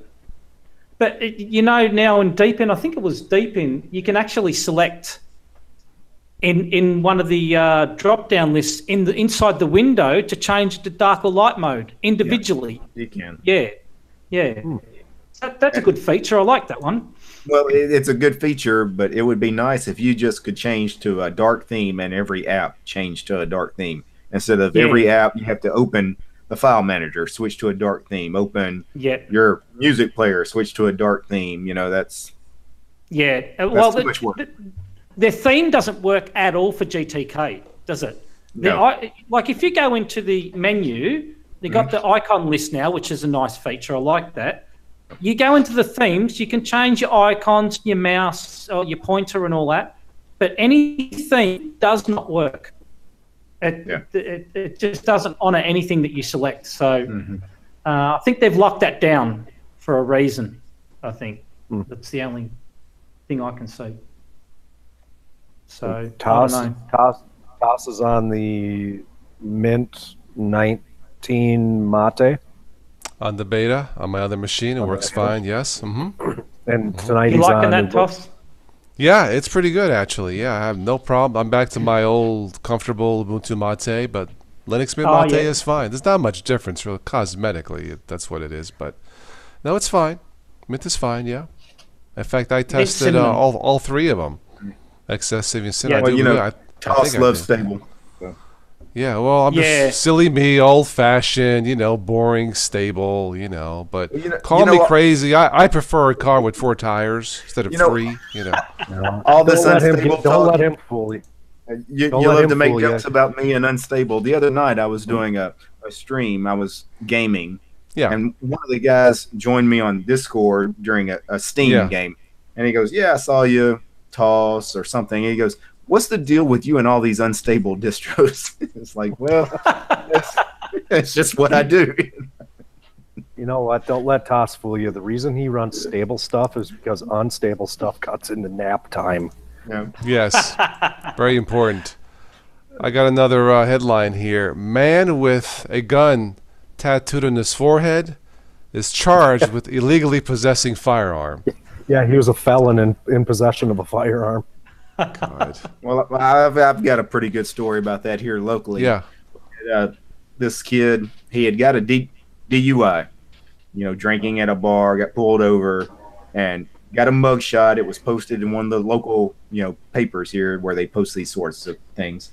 So he took his mugshot, and he had a custom T-shirt made of his mugshot, on a T-shirt. Well, a couple weeks later, he was drinking at a bar, got drunk, drove, got another DUI, and when they took the new mugshot, he was wearing the shirt with his first mugshot on it. So that was a real winner there. So. What's DUI? Driving under something. Driving under the influence.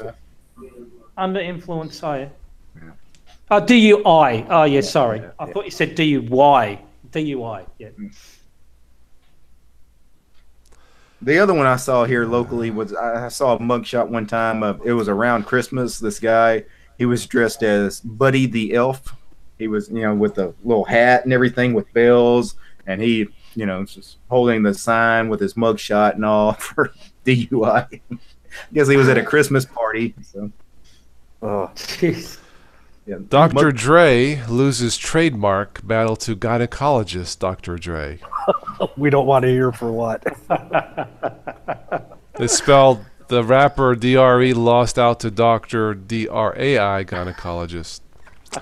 There's a joke there, but I won't go. Yeah. Mm-hmm. Well, I'll share a funny story since you've already been demonetized. There was a situation here a couple of months ago where this guy was sitting outside in a pickup truck outside of elementary school. Mm-hmm. And somebody reported that he was doing something kind of indecent inside this pickup truck. So they called the cops. The cops show up, and they go up to the window, and he has his pants unzipped, and he's doing something in the truck. And they ask him what he's doing, what's the problem, and he says, It itched. And they put the story in the newspaper. I mean, they was like that's his official statement. He was just scratching an itch. Oh, so to God. speak. Outside an elementary. Yep.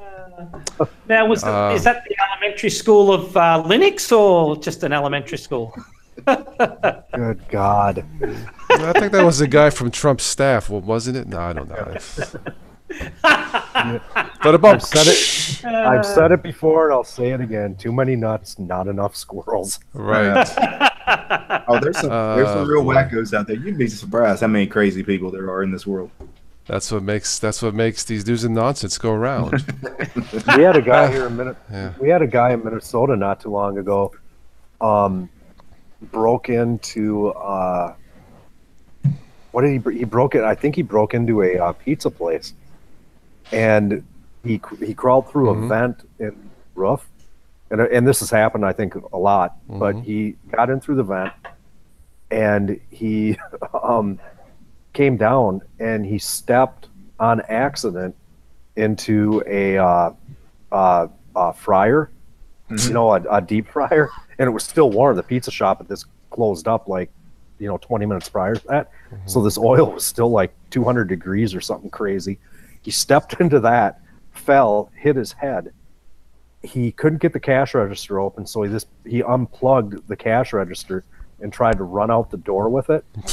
And when he went to run out the door, it had one of the push bars on it, so he thought it would open.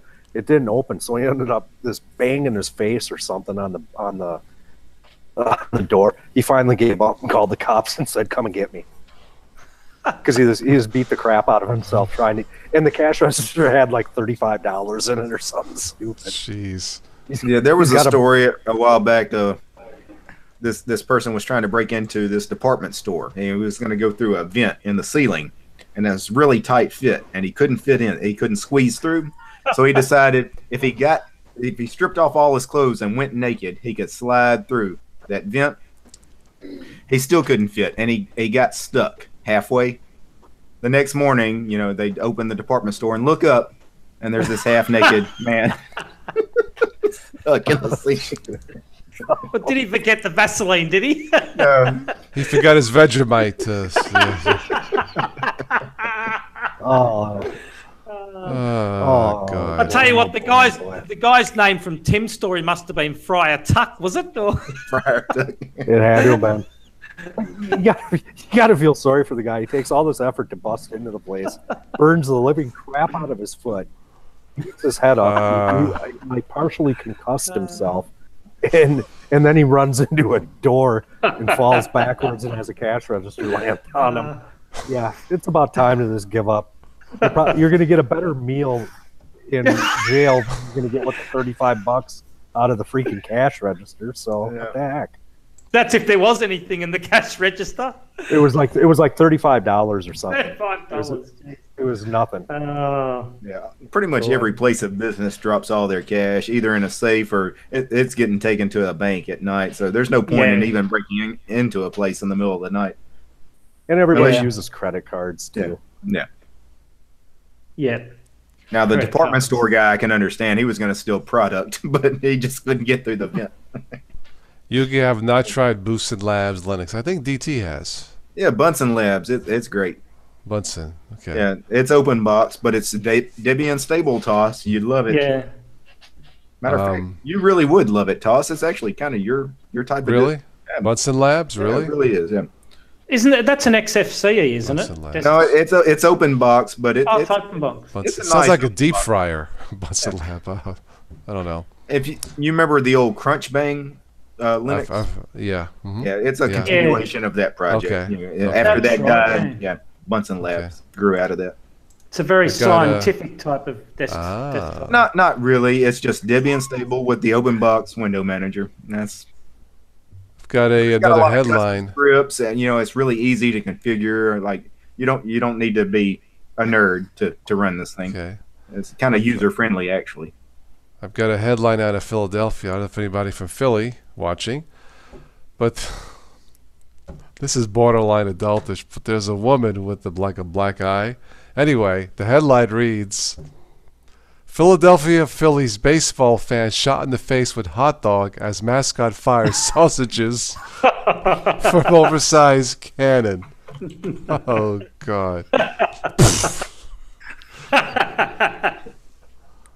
How much velocity would that thing have to have? She's got like a mark on her. I mean, yeah, it's like maybe they should use fresher rolls. What did they do? Pack like a AA battery in it or what? I don't know what. That's what. Look, it's a sausage, man. I don't know. I guess if you have enough velocity, anything is gonna hurt you. Speaking of food, man combines a chicken nugget and a donut to create the donug. The donug. Yeah, chicken nugget and donut. And everybody wants one. I don't. You know what? That kind of makes sense because a popular combination is chicken and waffles, fried chicken and waffles. So a chicken nugget and donut, similar theme. I don't know. Some of the food I see you guys over there, I've watched some of those Man versus Food shows. Have you seen Man versus Food? Oh yeah, Man versus Food. But you got to understand what this guy's eating, like 8 pounds of food. That's not normal. That's not normal for anybody. I know that, but you do make, like, some shops over there make burgers and they deep fry the whole burger. Yeah. Yeah. In some cases. You get some weird stuff like that, but that's not the norm, though, is it? No. Okay. But yeah, people can deep fry Twinkies and Snickers bars and everything else. But the state fair in Minnesota is coming up here in, I think, like the end of August. That's one of the things on my list. Deep fried or chocolate covered bacon. It's not deep fried bacon. Chocolate covered bacon. Deep fried Oreo cookies. If you've never had a deep fried Oreo cookie, you got to look for one. Mm-hmm. They're awesome. Well, I'll tell you a little story. When I lived with my mum back in Melbourne, we lived across the road from Fish and Chip Shop. Now, my mum was big on we don't eat junk food when we were kids and all that. So anyway, when I was over there on holidays, I went to the Fish and Chip Shop with one of my nieces, and I said, "What would you like for lunch?" She said, "A deep fried Mars bar." I said, "You want what?" She said, "A deep fried Mars bar." I said, "No." I said, "This is lunch." She goes, "Well, Nana buys it for me all the time." I said, "Does she really?" Oh, Nana buys you deep fried Mars bars. And this is the same woman who would smack a candy bar out of your hand.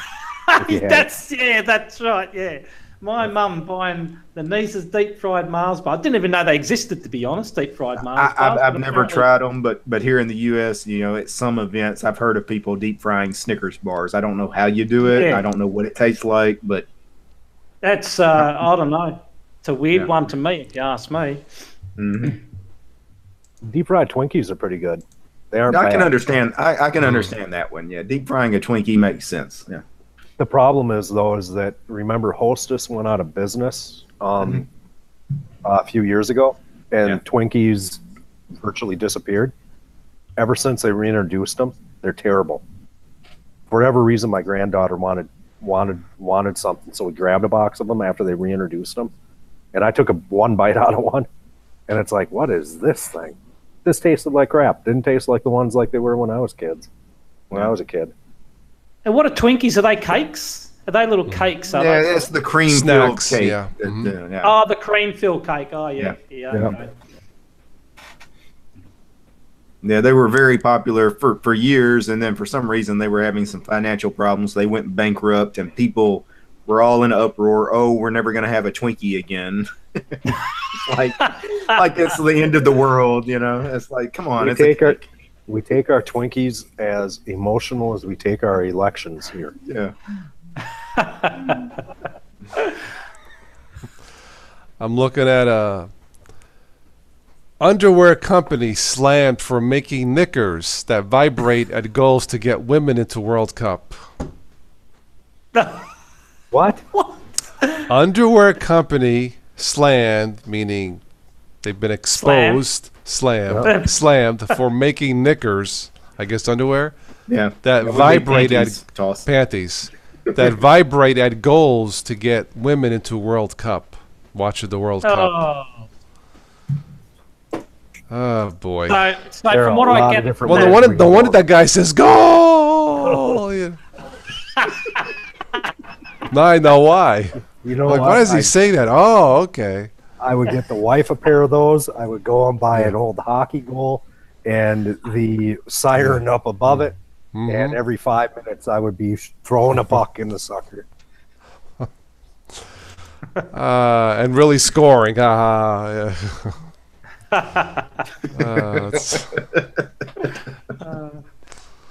Well, at least you got to score somehow, somewhere. You got to score somehow, right? Yeah. Hey, we run Linux, and none of us score. yeah, really. See, my wife and I went through this for Derek. I don't know if you've ever been married, Colin. I don't know if you are. I'm married, yeah. Toss can relate to this. My wife and I have graduated through the three levels of sex. When we first got married, you just have sex in the bedroom. And then as you get married a few years, you have to kind of venture out a little bit more excitement. So then you have sex in other rooms in the house. Now we just only have hallway sex. And that's when we pass each other in the hallway and say, go screw yourself. Well, we're probably all been through the 3 rings of marriage, haven't we? Right? Well, I've never been married. Yeah. The 3 rings of marriage. First, it's the engagement ring, then it's the wedding ring, and then it's the suffer ring. Oh, good one. Well, we just got a couple of thumbs down. That would be from the female constituency on the chat this evening. Actually, good time for me to interject this. There actually are no thumbs down. We have 27 watching, and we only have 17 thumbs up, guys. Yeah, that's because the women left as soon as Toss brought up the I'm sorry. The soccer game. Don't shoot the messenger. Okay, what else we have here? This is health news. Speaking of pooping, pressing. How many other technology or Linux streams will you ever hear that on? Pressing your natural poop button could cure constipation. It can help with stress too. I got a poop button on my Linux thing? Really? That's what it says. Pressing your natural poop button. Yeah, I just did my update and the thing took a crap. Yeah. But a bump. A strong cup of coffee. I mean, that's the button right there. Just it works every time. Let's see here. Church posts extremely risque message. I can't read it. This is from the Anglican Church of somewhere. Let's see what it says. This is from the Church of the Holy Spirit in Australia. Of course it is. Let me see what the sign says. If they'll show it. This is Anglican Church of the Holy Spirit. And I'm reading it. I'm like, really? Okay, let me read it. I don't. I mean, I get it, but I don't think that's what that. But this is on the church sign. Forgiveness is swallowing when you'd rather spit. I don't know. I'm not even sure where they're going with that, to be honest. A spokesman said it was completely innocent meaning. The sign means swallow your words and think before you say anything. That makes sense. Okay, all right. It didn't quite come out that way, but all right. I'll let him slide this time. All right. We have a problem with our interpretation. Yeah, I'm sure it is. Yeah. Heather, this came across in the chat and said Linux talk got thrown out the window tonight. It actually got fluffed. Well, Linux is boring sometimes. What can I say? Well, I tried to steer it back on topic when I asked Colin what he was running, but that lasted like 2 minutes. So nothing got thrown out the window. It got flushed down the toilet. Okay. I tried, Heather. I tried. Yeah, somebody pressed the poop button. That's the problem. Right. Isn't that the button they put on machines that has that little four window thing? Isn't that the super key? on Windows machines? The boot button. Boot button. I wonder if I could. David mentions refried beans do the job. I guess that's the poop button. Huh? Wow! Oh wow! Oh wow! So what? Okay, so let's get back on Linux for a minute. Too late. So Derek and Colin are running the Antergos thing for Big Daddy Linux. Okay. What are you guys going to look at next?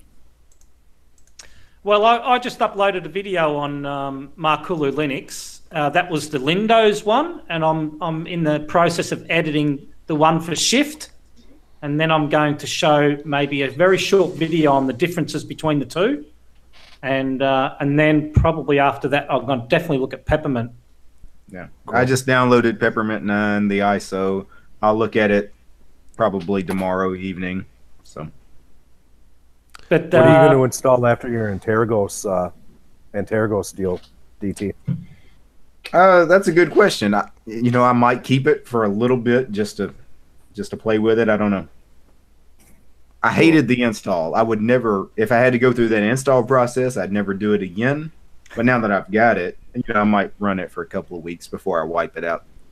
I'm not going to keep it on a permanent basis, but I may run it for a little while. Oh, I hear what you say, mate, because you know what? It's just one of those things I don't like when you got to download it and then you've got to install it and then it's got to download everything from the internet. It's such a slow process. Yes.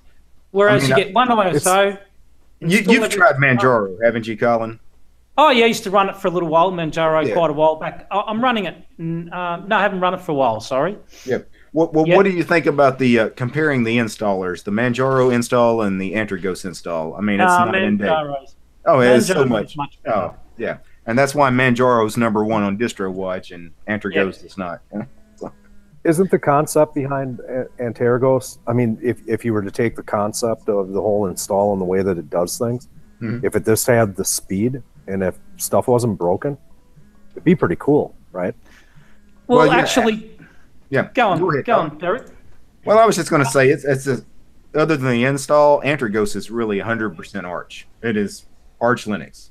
It's just like you went through the install, except you went through this easier install, this Antergos Net installer. But at the end of the day, what you have is an Arch install. Yep. Yeah. The thing is, with Antergos, I forgot what I was going to say now. Too much Marmite. No, I haven't had any today, Toss. That's probably my problem. I haven't had any. Oh, you haven't had any? Okay. No, I haven't had any veg. I need some Vegemite to stimulate my brain. Right. There you go. He hasn't had his fix today. You got no freaking loads today, man. Yeah. No, the problem with Antergos is when the last time we did the challenge, it had an issue. Then just after that, they fixed it. So that one was, I think it was 18 went from 17 something to 18.1, I think. I think we're up to 18.6. That was running all right. Now this one has a few errors. So I don't know what's going on there. Yeah. So it was working all right. So it worked all right for me this time. I had no problems with mine, so luckily. I didn't choose to install anything else. I just did it all after install because the less you install, the quicker it installs. Because you got to download everything from the internet. Right. Exactly. Well, speaking of Marmite, no. I have one more. Ice cream parlor serving ketchup, mushy peas, and Marmite flavored cones. Oh. There should be a Supreme Court ruling to ban that. That is. And there's a picture of a middle-aged woman. With the spoon. I'm like, really? Oh my God! Well, I like peas, and peas and ketchup kind of go together. I get that. No. Ice cream flavored though. Throwing the Marmite in, that's Derek. Peas. No, peas are the devil's creation. No, there's no greater meal than peas and cornbread. Oh yuck! Oh, yuck! EB, you sent the response to my phone, EB, by the way. Yeah, not on my cell phone, man. Just want to let you know. English Bob. Is he waiting for a link still, or are you waiting for him? I to sent him send the you link, but then my phone was ringing. So somehow he got to my phone. Just yeah. Yu-Gi-Oh in the chat was asking about, is it possible to try Cinnamon on Ubuntu? It is. You can install any desktop environment. Or It doesn't mean it'll work right, yeah, but you can, yeah. Well, I mean, there's no guarantees on any distro. When you install anything, it's going to work right. Right, true. The general rule of thumb is whatever desktop environment, and this is from my user perspective, and you guys can call me out if I'm wrong. Generally speaking, whatever desktop environment distribution ships with as its standard is the best one to go with. If you try to throw another desktop environment on it, you're just asking for problems. Yes. It's not saying it can't be done. Yeah. I think Switch to Linux did. I think Linux Mint no longer has KDE. Yes. Am I correct? Yeah. And Yes, correct. And he actually installed, I think he installed KDE on Linux Mint, and to good success from what I understood. Yeah. Yeah. And I think he threw the Budgie desktop at Linux Mint. Yes, he did at one stage as well. And all those are some good success. So yeah. Yes. So Mint can have them too. Be aware though, folks, that if you do that, you got to remember that people like Switch to Linux, he has an insane amount of talent, and people like DT, those guys really can really dive in to figure out what's going on. Right. And Toss and Colin, I think you guys have it too. Myself, I could probably muddle through it, but as just a regular old everyday user, I'm not going to waste the time. Well, it varies different from distro to distro. Like in Ubuntu, their packages are called like GNOME-desktop or KDE-desktop, where that's Ubuntu's vision of GNOME or KDE. Where in some distros like Arch, when you install GNOME or KDE, you're getting those desktop environments as the developers intended. Yes. Nothing configured. This is just GNOME straight from upstream. You know, it's not been modified in any way. Where you're right, on most distros, when they ship something like GNOME, you know, Fedora's GNOME is different from Ubuntu's GNOME, different from SUSE's GNOME, because they do extra things to it. So, but Tim is right what he says. You take what you get with the distribution itself. Right. If you're going to install other desktop environments, you're going to have double up of maybe file managers and all that as well, which is what happens. Yep. The best way to do it nowadays is that they've given you the tools to do it. Now you could install the minimal install, and then put another desktop on top. That may not be so bad, but the problem is when you install another desktop on top of another desktop and you're using that desktop, things may not work properly. They do conflict. So that's always been an issue for me too. So I don't do it. One of the misconceptions too, when I would try when I was in my hopping stage, I think it was Manjaro I tried, and Manjaro, I think at the time, and I think they still are, correct me if I'm wrong, kind of their big claim is the XFCE. Yeah, version. that's their flagship edition. Yep. But then with Manjaro, you look at them, they have XFCE, and then they have GNOME. Well, they have two. They have three official flavors. XFCE is the big one, but they do KDE and GNOME too. Yep, and then they have all the community flavors. And the misconception I have before I really kind of got educated myself on desktop environments versus distros. Just because you can download, say, the XFCE version, and they offer, let's just say a GNOME version, it doesn't mean that you can take the FCE version and throw GNOME at it, and it's going to work the same as the GNOME version if you would have installed that to begin with. Well, it depends on the packages you install, because again, Manjaro is essentially Arch underneath. So if you sudo pacman-s GNOME, it's going to pull GNOME that is in the Arch repos, which is that vanilla standard GNOME that's not been configured in any way. Now, there's probably a meta package that Manjaro packages itself. It's going to be under a different name than just GNOME, though. Yep. it'll be GNOME Dash Manjaro or whatever. I don't know what the name will be, but there'll be another package you could install that would get you that desktop you want. And the same, and that actually exists in Ubuntu too. Like other than like the meta packages for these desktops that they've customized, I think you can get the base like GNOME desktop if you wanted it. You don't have to get the one where they've made it like Unity. I think you can get the standard one. So. Yep. Yeah. I'll send you another link. Has anybody run Slackware? Have you guys ever played with Slackware? I tried it years ago. I went through an install one time of Slackware, but it's been many, many years, though. I haven't tried it in a long time. Never really. Spinbuggy made a comment saying that my neighbor tells me that the only Linux distro you can customize 100% yourself is Slackware. Yeah. The only thing I remember about Slackware is the install when I tried it wasn't that bad. It's pretty easy to install. Maintaining it was a little tough because when I tried it, and it's probably still the case today, I don't know it because I haven't looked at it, they didn't even have a package manager. So you still had to like manage your own dependencies with stuff, and you know it's kind of hardcore. It's not something new users would want to play around with at all. Isn't that kind of like Linux from scratch? Would I be correct? Yeah, Linux from scratch doesn't have a package manager or manage dependencies in any way. You have to do everything manually. But Linux from scratch is extreme, Yes. Yeah, apparently that's one of the hardest things to do ever. Well, Linux from scratch is not even meant to be run as like your daily driver. It's more of a project. Hey, this is educational. You spend 3 weeks to install the thing, but when you're done, you shouldn't try to live in it because it's not. I mean, it would be really, really hard to live in Linux from scratch. Right. Just from a package management standpoint, there's no package management. So, is there anything you guys are seriously looking forward to coming out? Any of the things that that's on the radar screen release-wise in the next month or two? Yeah. Elementary.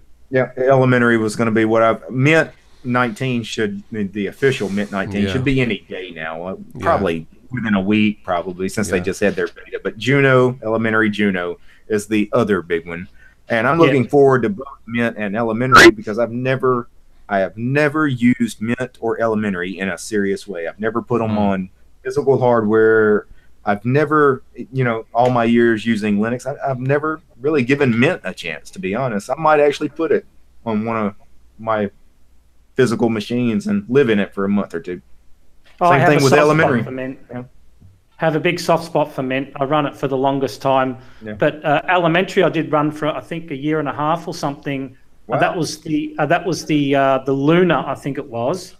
And that was brilliant. You could put the panel from the top to the bottom and you could do all sorts of things that had a conky with the weather, and it was brilliant. As soon as they updated to the next one, they started stripping everything out of it and they took the fun out of it. And that's what really annoys me sometimes. I know what their goal is and I know where they're coming from, so you just have to accept that's what it is. So you either use it and accept it or you don't use it, which is where I'm at. But their goal seems to be they want to be a Mac OS clone of some kind. I think they don't want users fiddling. Yeah. I think this is where Linux is going. They want people to use the desktop, have it stable, but people don't mess around like us Linux people do, because they want it locked down so people can't, so the people have less chance of having a bad experience. Yeah. That's what I think it is. Well, and I understand it's fair enough. Well, I don't think they want people to not have a bad experience. I think they're trying to save themselves work, less bugs, less people reporting. Yep. I think there's a combination of things, really, but you don't want people to have a bad experience to start off with because that doesn't reflect well on your distro to start with. But like you say, Derek, it saves a lot of bugs and all that as well. So there's combination of many things, really. Because people like us, we're prepared to have a bad experience. We signed up for it when we install it. We're looking forward to it. That's Yeah. But I can understand why they want to prevent that.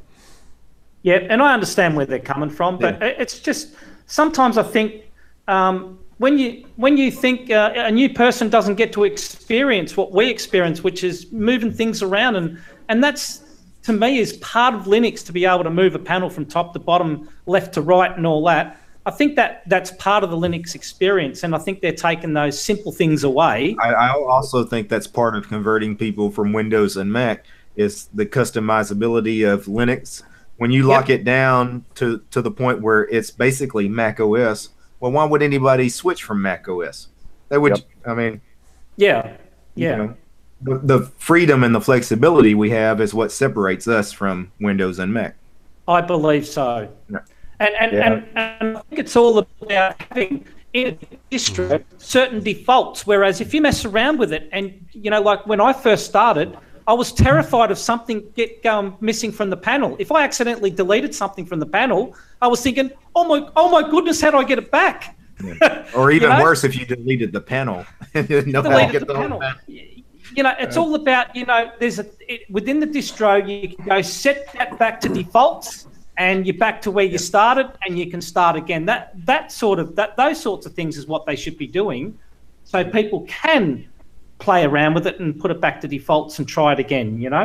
Speaking of which, Colin, today when I put Peppermint 9 on, I spent a lot of time. I'm one of those guys that as soon as I throw a distro on, I'll look at what's installed and everything else. But my big thing is I want to look at the settings panel. Yep. Because to me, the settings panel is where I'm going to go to make this mine. When I look at Peppermint, fresh install of Peppermint, I want to go where I need to be to make this distro mine. And whether that is turning Peppermint into Tim's distro by just putting a weather applet up on the panel, then it's Tim's version of Peppermint 9. Exactly. Yep. And when I ran into the settings panel, Peppermint does it a little bit differently. They have the LXDE desktop environment with some elements from XFCE. Yep.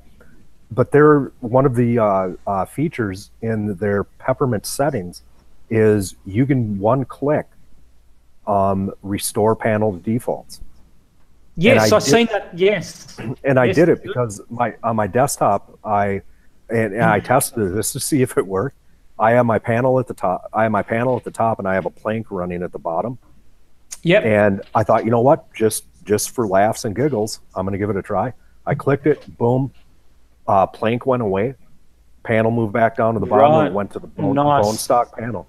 And that is cool. But here's the issue, though. I get to a point where it's like, okay, here's the thing. I got to that settings manager from the menu button on my panel. If I do something and I delete that panel, I can't get to the menu button. Therefore, how am I going to get to the how do I get to the settings manager to be able to get the panel back? Yep. Is there a quick look at it this morning? And I do know what you're talking about because I did see that, but I was just running it live because I had to go out this morning. You know what? There's a few right-click options on the desktop I noticed. I just saw that.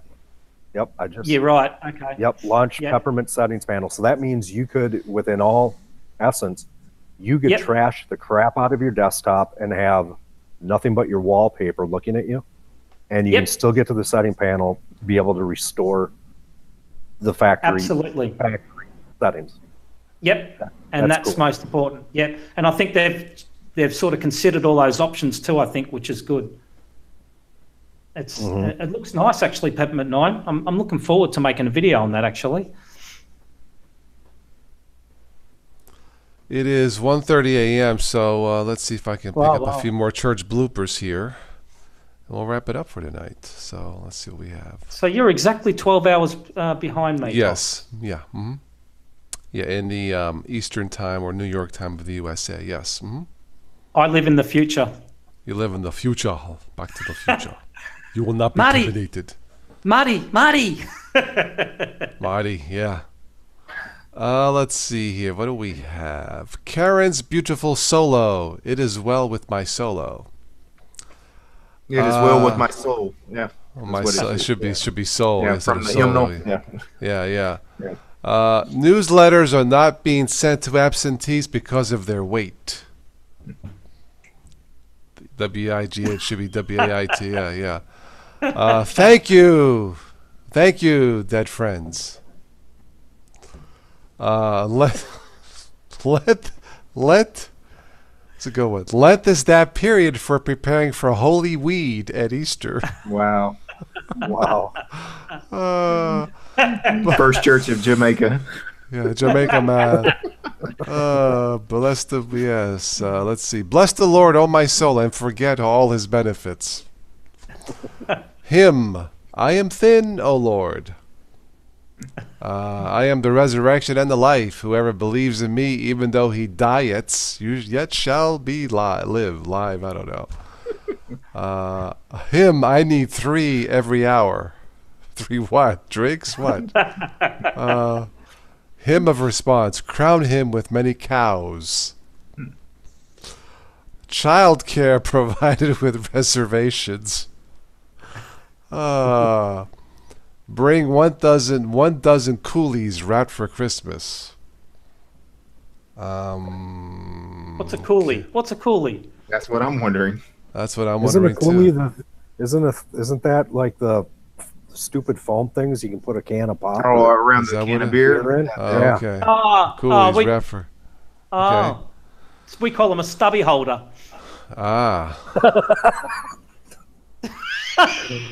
Got it. Okay. Demonetized. Well, did it. Well, a 375 ml bottle is a stubby. All right. Enough. You're making it worse, Colin. Let's see here. We don't need to hear about this. Since we're demonetized, let's see. Pastors on vacation, massages can be given to the church secretary. Sure. Oh, man. Let's see here. I think I've read that. Yeah, I think I read all those. Let me go. Let's see if I missed anything. Don't miss this Saturday's exhibition by Christian Martian Arts. I think I read that one before. Martian Arts.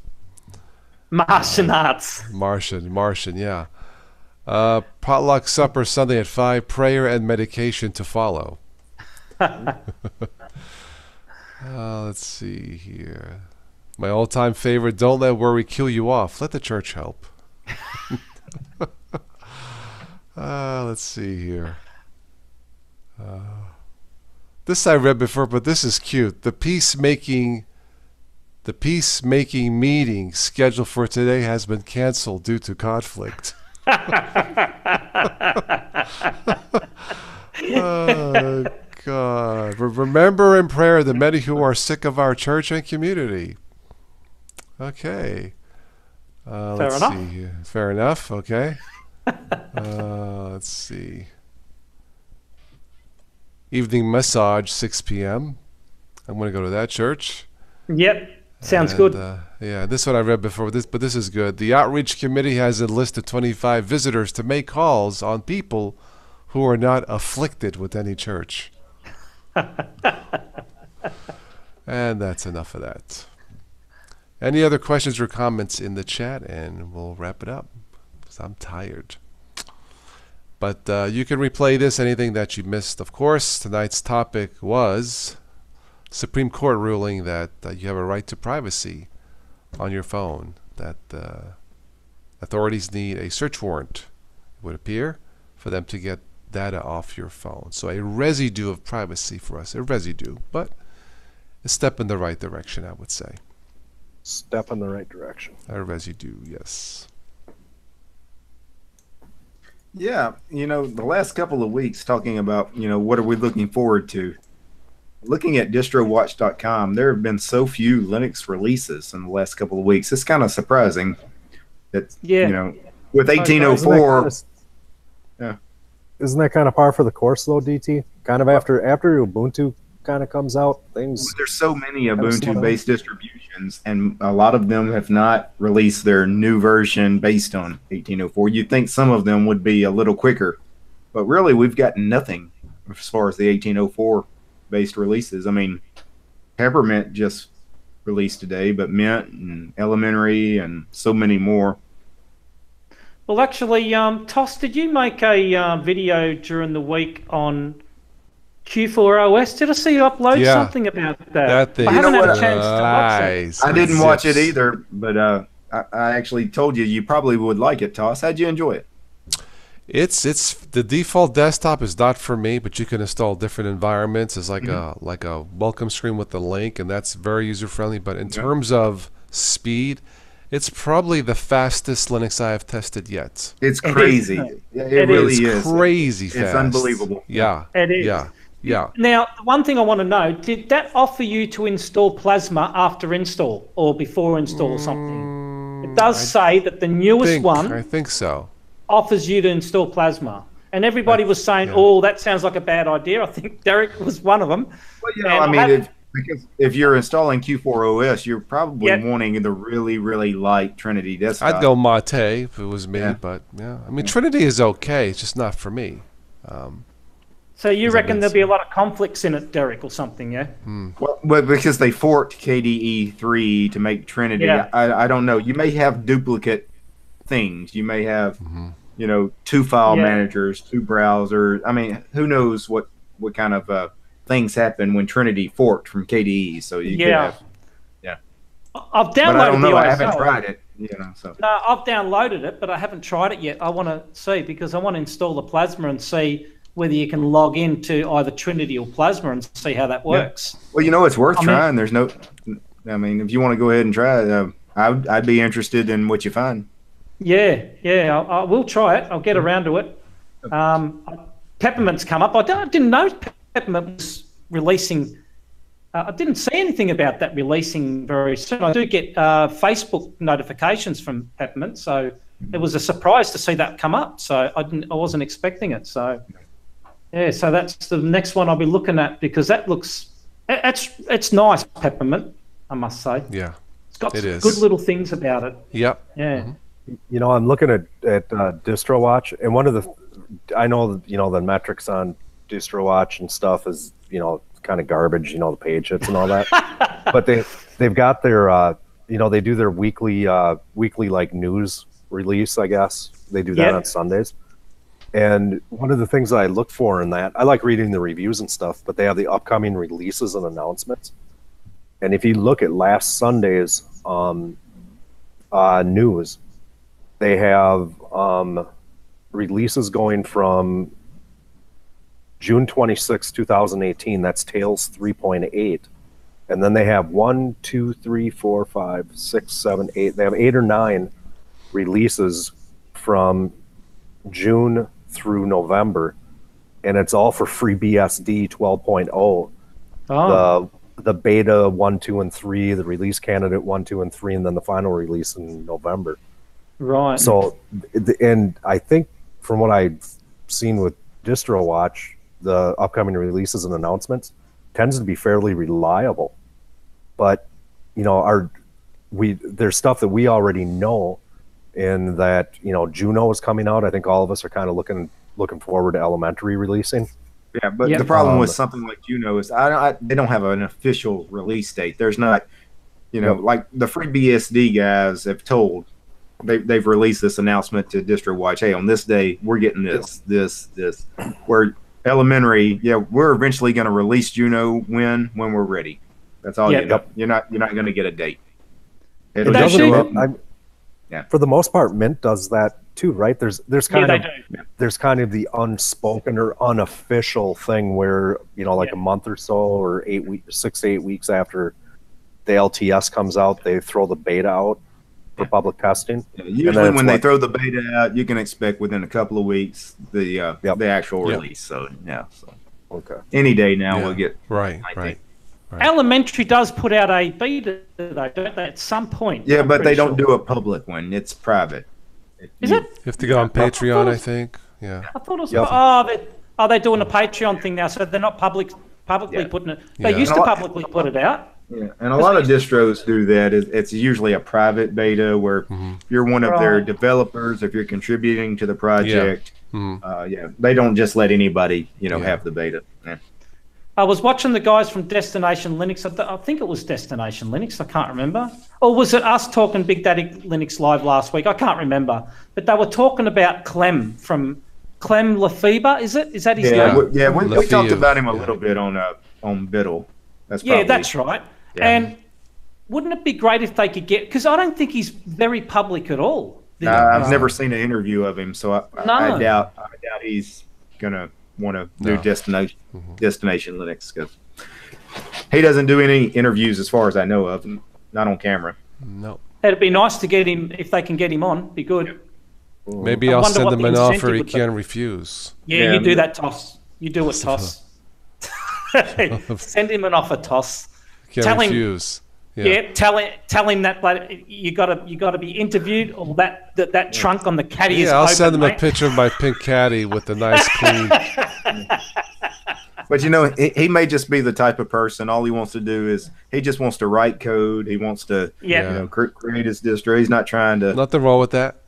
Be involved in all the politics and the publicity and marketing and all that. Right. Well, I'm running Ubuntu still at the moment. I might even be tempted to move to Linux Mint Cinnamon if I find it good enough. The only thing I've got to get away from is that little press of the button there where it opens everything and shows you time, and you open Windows and everything. You can still watch YouTube while all the windows zoom out. YouTube continues to run. You know what I mean? So that to me is something I really like. Mm-hmm. It's a shame it's not in more distros. It's addictive. Well, on that note, thank you everybody for stopping by for this evening. Thank you everybody in the chat. Thanks to all my guests. This was fun. Yeah, this was fun. Yeah, always love talking about beans and Linux and farting, and it's a great combo. Marmite, Vegemite. Yeah. And what's the other one? Ryan says Bovril. And nobody likes Bovril apparently. I don't know. I've never heard of that one. We talked about Knickers. Knickers, vibrating Knickers. I'm gonna laugh. Deep fried Snickers. Snickers and Knickers. Yeah. We spoke Snickers and Knickers. I'm gonna laugh one more time when I lay down this picturing Colin saying, "Oh, we call that a stubby holder." Well, that's.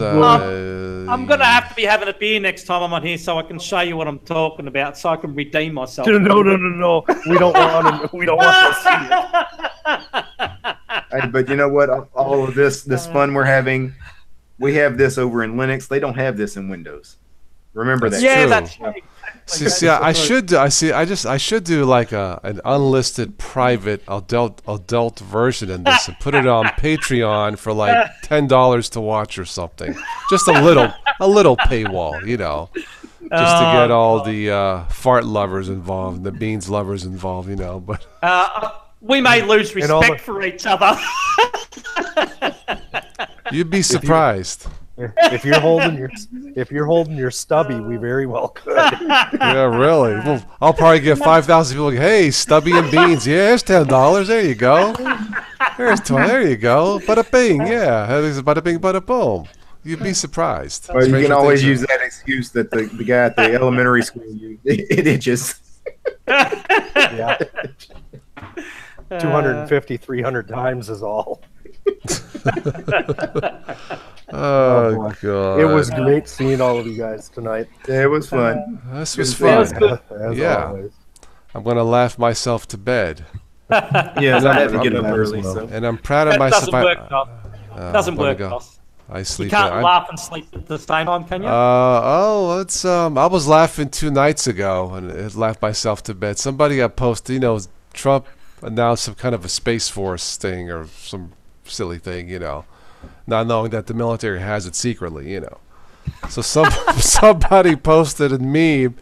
They showed the Star Wars, the ship, the Star Destroyer, the one that looks like a triangle. Oh yeah. They showed the Star Wars Star Destroyer, and on top of the ship there's a billboard with a picture of Darth Vader. It says, "Trump, make the galaxy great again." that would hit the spot. I was laughing myself to bed. There was just something about it. Feel the power. Let's make the galaxy great again. Anyway, on that note, all you guys in the chat, be safe. It was nice hanging with you tonight. This was great. This was nice. This was fun as always. So, Thank you for stopping by. If you liked this, subscribe. If you haven't, check out the links below. You can support these live streams with PayPal, Patreon, Fiber Bars, Marmite, Vegemite through Amazon. Yeah, through Amazon. Yeah. Well, whatever, And on that note, I'm going to say everybody good night and forget about it. And forget about it. See you later, guys. I'll catch you next time, guys. Good night. Bye-bye. See you later. Bye.